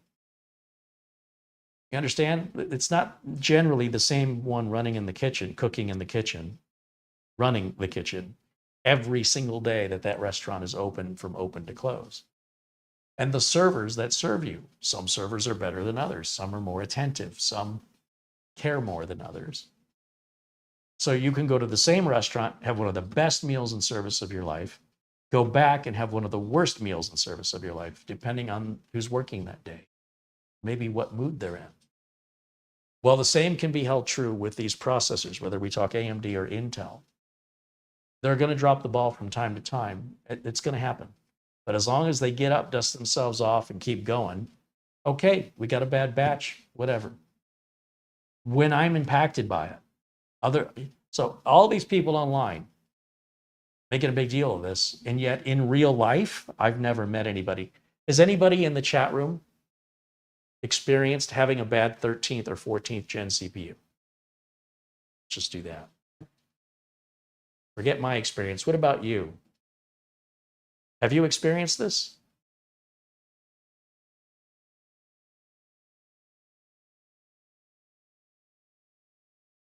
Waseng with 5 SGD contribution. Hi, Uncle Carey. Have a nice day ahead. SGD, that is a form of currency I've never heard of. Got to Google what I'm curious. SGD.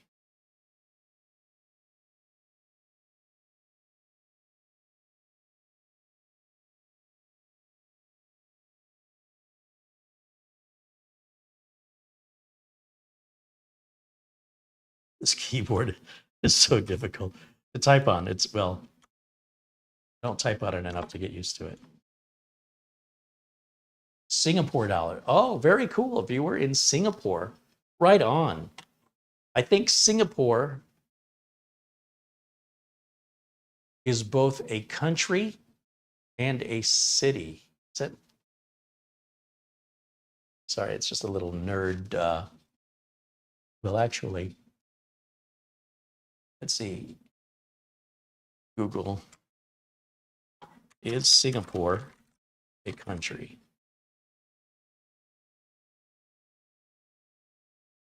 It's a country.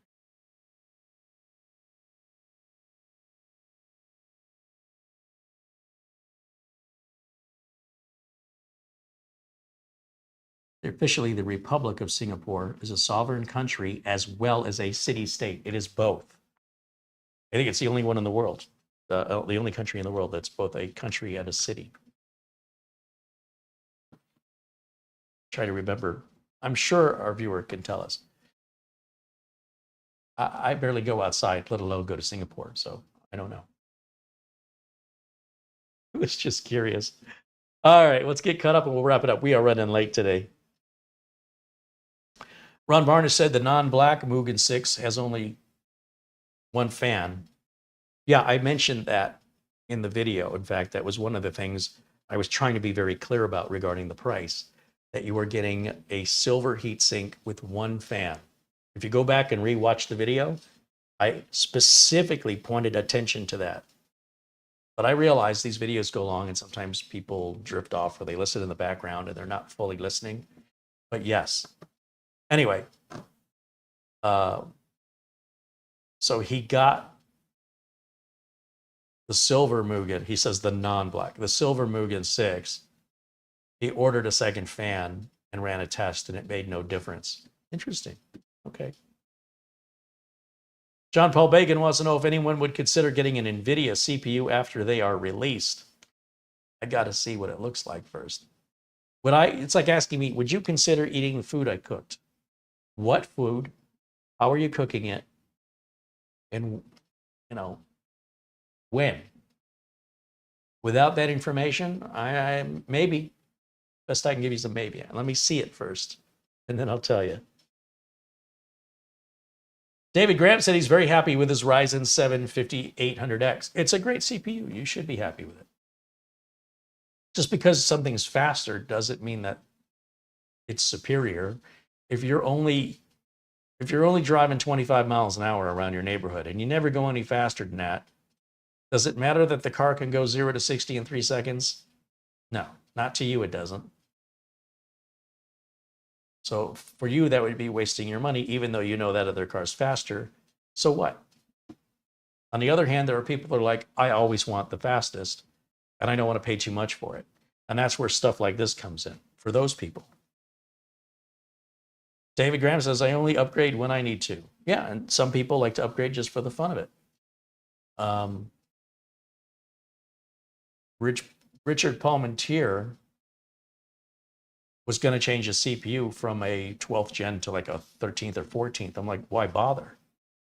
Why bother? You're just wasting your time and your money. You're not going to see much difference. I said, wait for the next gen, wait for the 15th.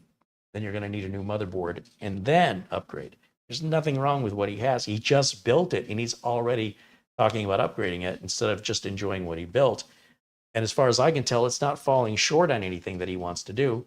It's just something to do. There's nothing wrong with it. It's more than meets his needs, but let's put some more money into it and make it even more powerful. The problem is the amount of money he'll have to pour into it just to get a little teeny tiny bit more power. To me, I would wait until the 15th gen and do the entire, motherboard, CPU, maybe even new SSD and RAM. If you really want to see a performance increase, just changing the processor isn't going to do much for most people. At least not within the first 2 or 3 years since you built the computer.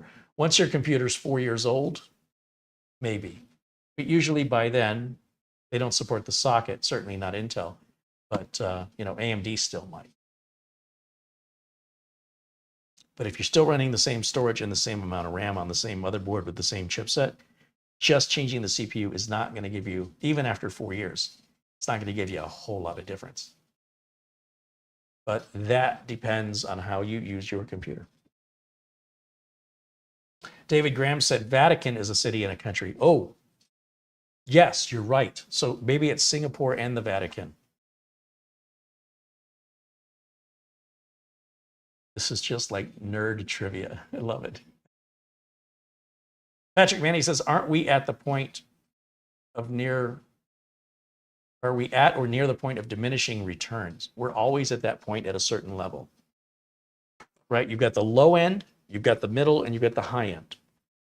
When you compare the middle to the low end, it can be a very big difference in performance, reliability, and the length of time that machine is useful to you. right? If it's struggling now, imagine when 24H2 for Windows 11 comes out, might bog that machine down to drive you crazy. It's so slow on the low end budget. And then you've got the middle, which can make a significant difference for the dollar, where you don't struggle through as quickly, that the lifespan, the usefulness of the PC is extended. But from the top of the middle to the bottom of the high end, that's when you start experiencing diminishing returns. The high end has a higher profit margin and it sells for more money, but it gives you very little in return. So a 10850K sold for $100 less than a 10900K. They were the same chip, but the 10850K was 100 megahertz slower.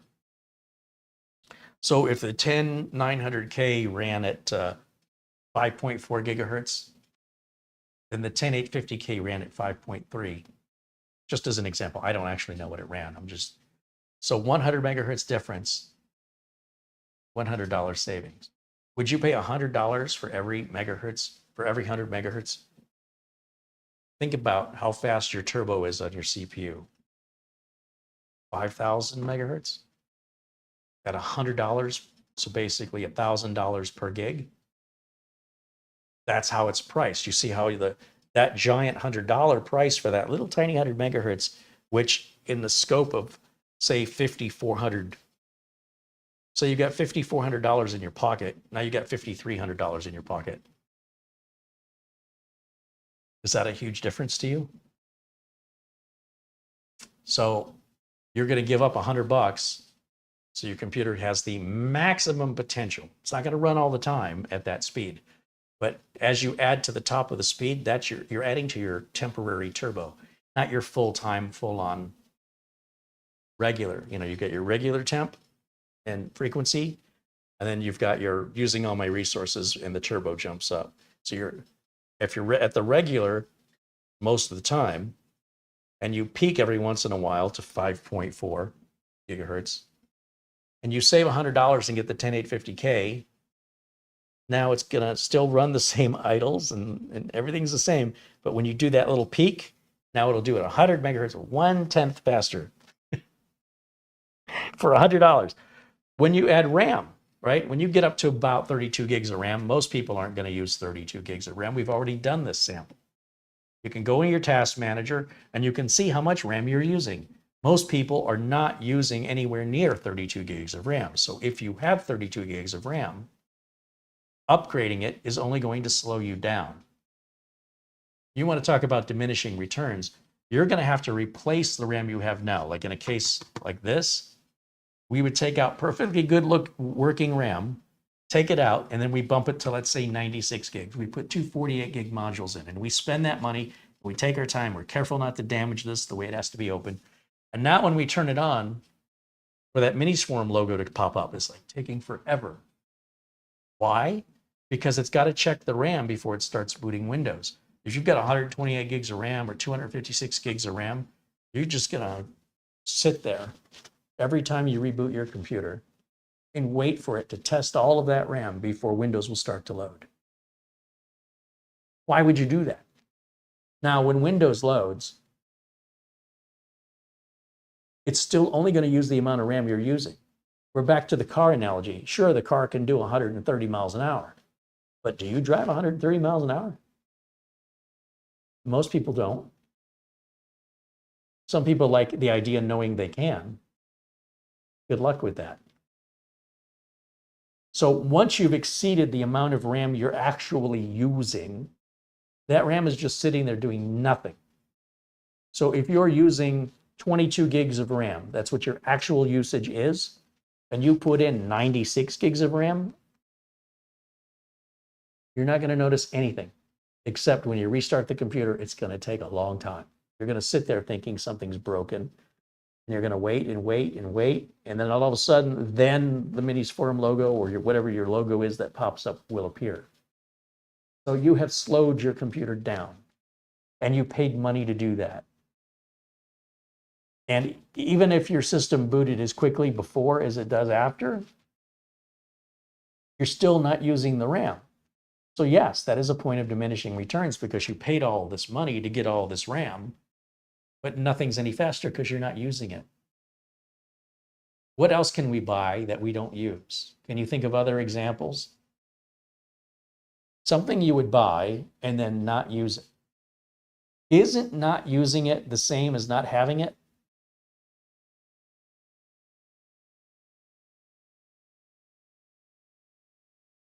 I mean, until you need it. Will that day ever come? That's the question. There are people out there that will need 96 gigs of RAM, but there's most people who want it thinking it's better, and they'll spend their money for something that they're not using. It's a complete waste and a complete point of diminishing returns. So it's pretty much all on the high end, the enthusiasts that are experiencing that phenomena, not the general consumers.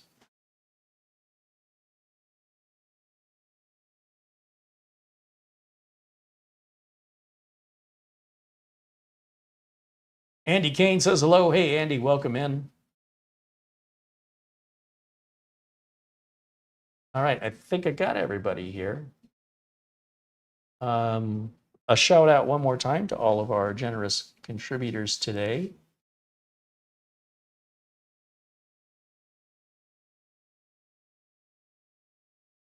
Thank you to Wasang and David Graham, Richard Palmentier, and Paul Connolly for your contributions.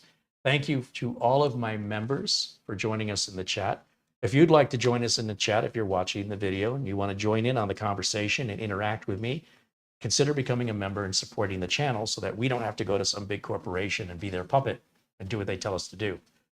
We're like, think of NPR, think of a publicly supported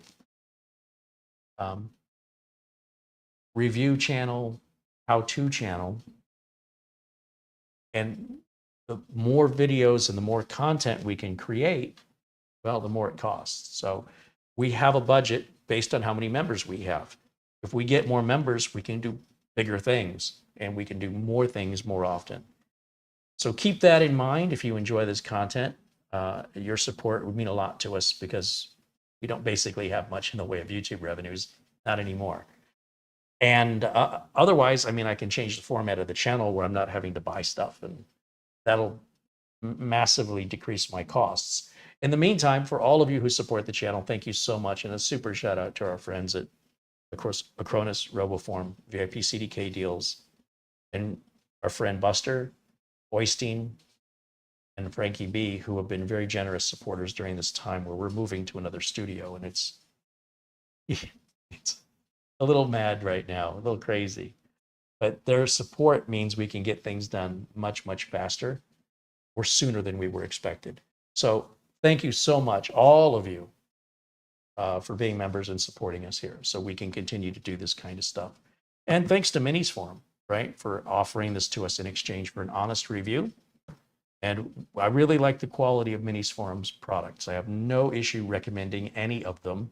I just really want to introduce you to them, show you how to get into them, understand what it is you're going to buy with regards to power, performance, upgradability, noise, size, heat, all of that. Whether or not that's ideal for you, I can't say. But at least if you want to buy one of these, you know exactly what to expect. There should be no buyer's remorse. And Minisforum has good warranty and very good support, and their build quality is excellent. Prove me wrong. Thank you so much for watching. Thanks, of course, to Mara for monitoring our chat room today and the thumbnails and video notes that she always does, as well as all of the administration of the channel that goes on behind the scenes, reaching out to companies, answering viewer emails, et cetera, et cetera. So I keep her pretty busy. If you want to keep her busy too, you can reach out via email, and you can hit the About section of this YouTube channel to find the contact address there. Thank you so much for watching. I'll see you all very, very soon. Remember, tomorrow, that is soon, part 2 of the John's Bow build.